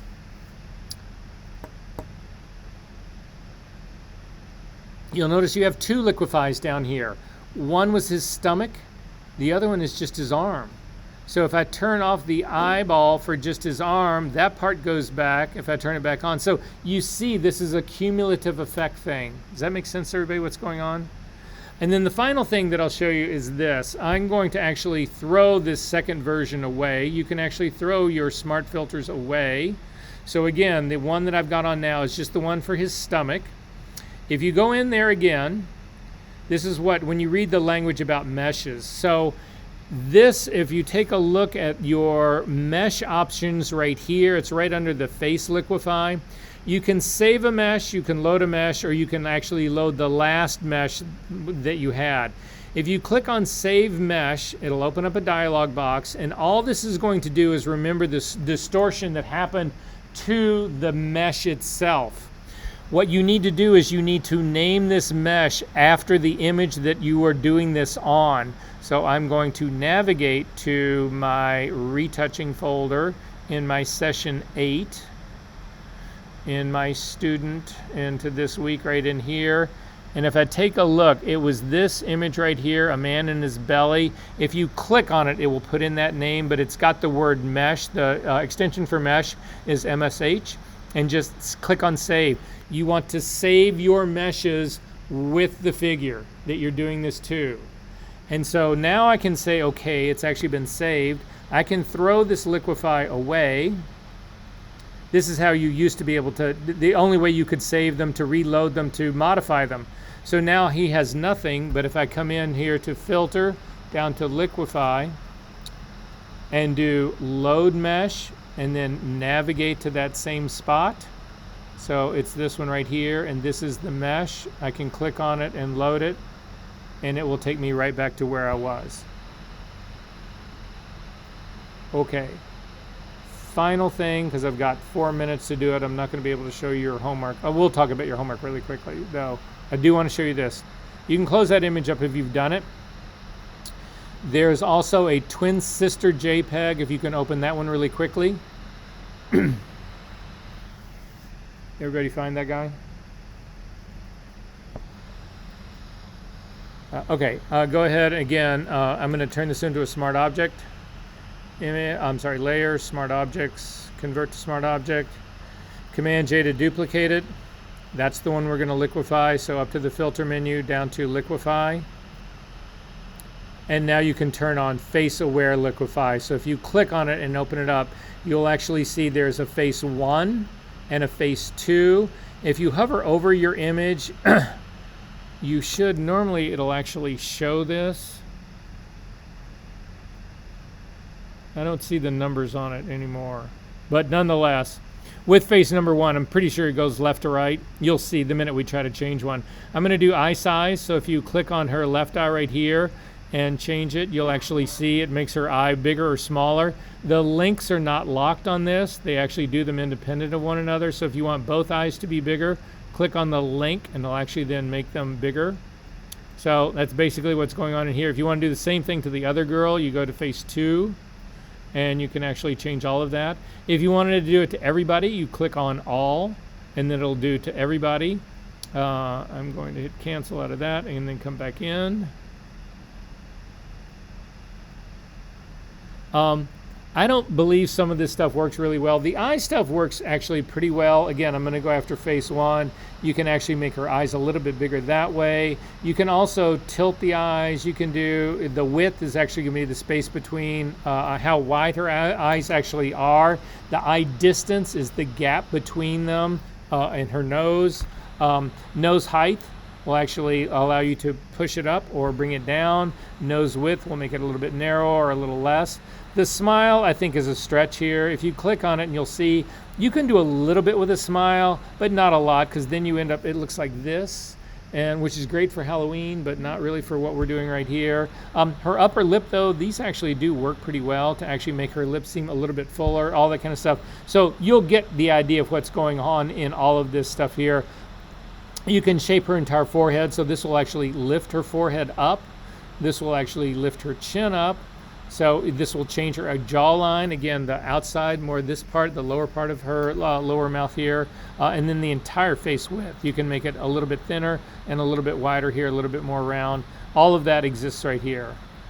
Are we good on this part, guys? All right, I'm going to click cancel out of here. We're going to take one look at your file. We're not going to do any work on it, but just explain what I'm actually asking you to do. And so if you take a look at your assignment folder, it's this image right here. So, and this is what the assignment reads, so pay attention to that part. So what I'm asking you to do on this image is to thin out her thighs, thin out her arms, contract her stomach, lift her shoulders, make her boobs a little bit smaller and raise them up, narrow down her ankles, thin her shins, rotate her head so her head is square and upright. Don't do this, because her head right now is like this. Rotating her head does not mean that. Rotating her head means this. Just so that you know. Narrow her face down a little bit, and then see where it says save your final mesh and hit and turn that in with the assignment. You do not need to do it. You can do it, but you don't need to do it. Again, Smart Objects has pretty much eliminated the need to actually do most meshes. Again, meshes now are great for gang pictures. Questions? Yes? You can, so some people will do it all in a single mesh. Some people will do multiple phases of liquefy. Some people will actually do some work on a layer and then copy that layer to then continue the work. It's entirely up to you. The thing that I always, I mean, you guys are going to get this about me. The mantra that I have in this class and will have in my own retouching always is that you need to be able to go backwards. You need to be able to undo anything that you've done. So as long as you keep the door open, you'll be fine. Okay, and that's it. Everybody turned in homework. Has everybody turned in homework? If you want to see if you turned yours in, let me stop this recording really quick.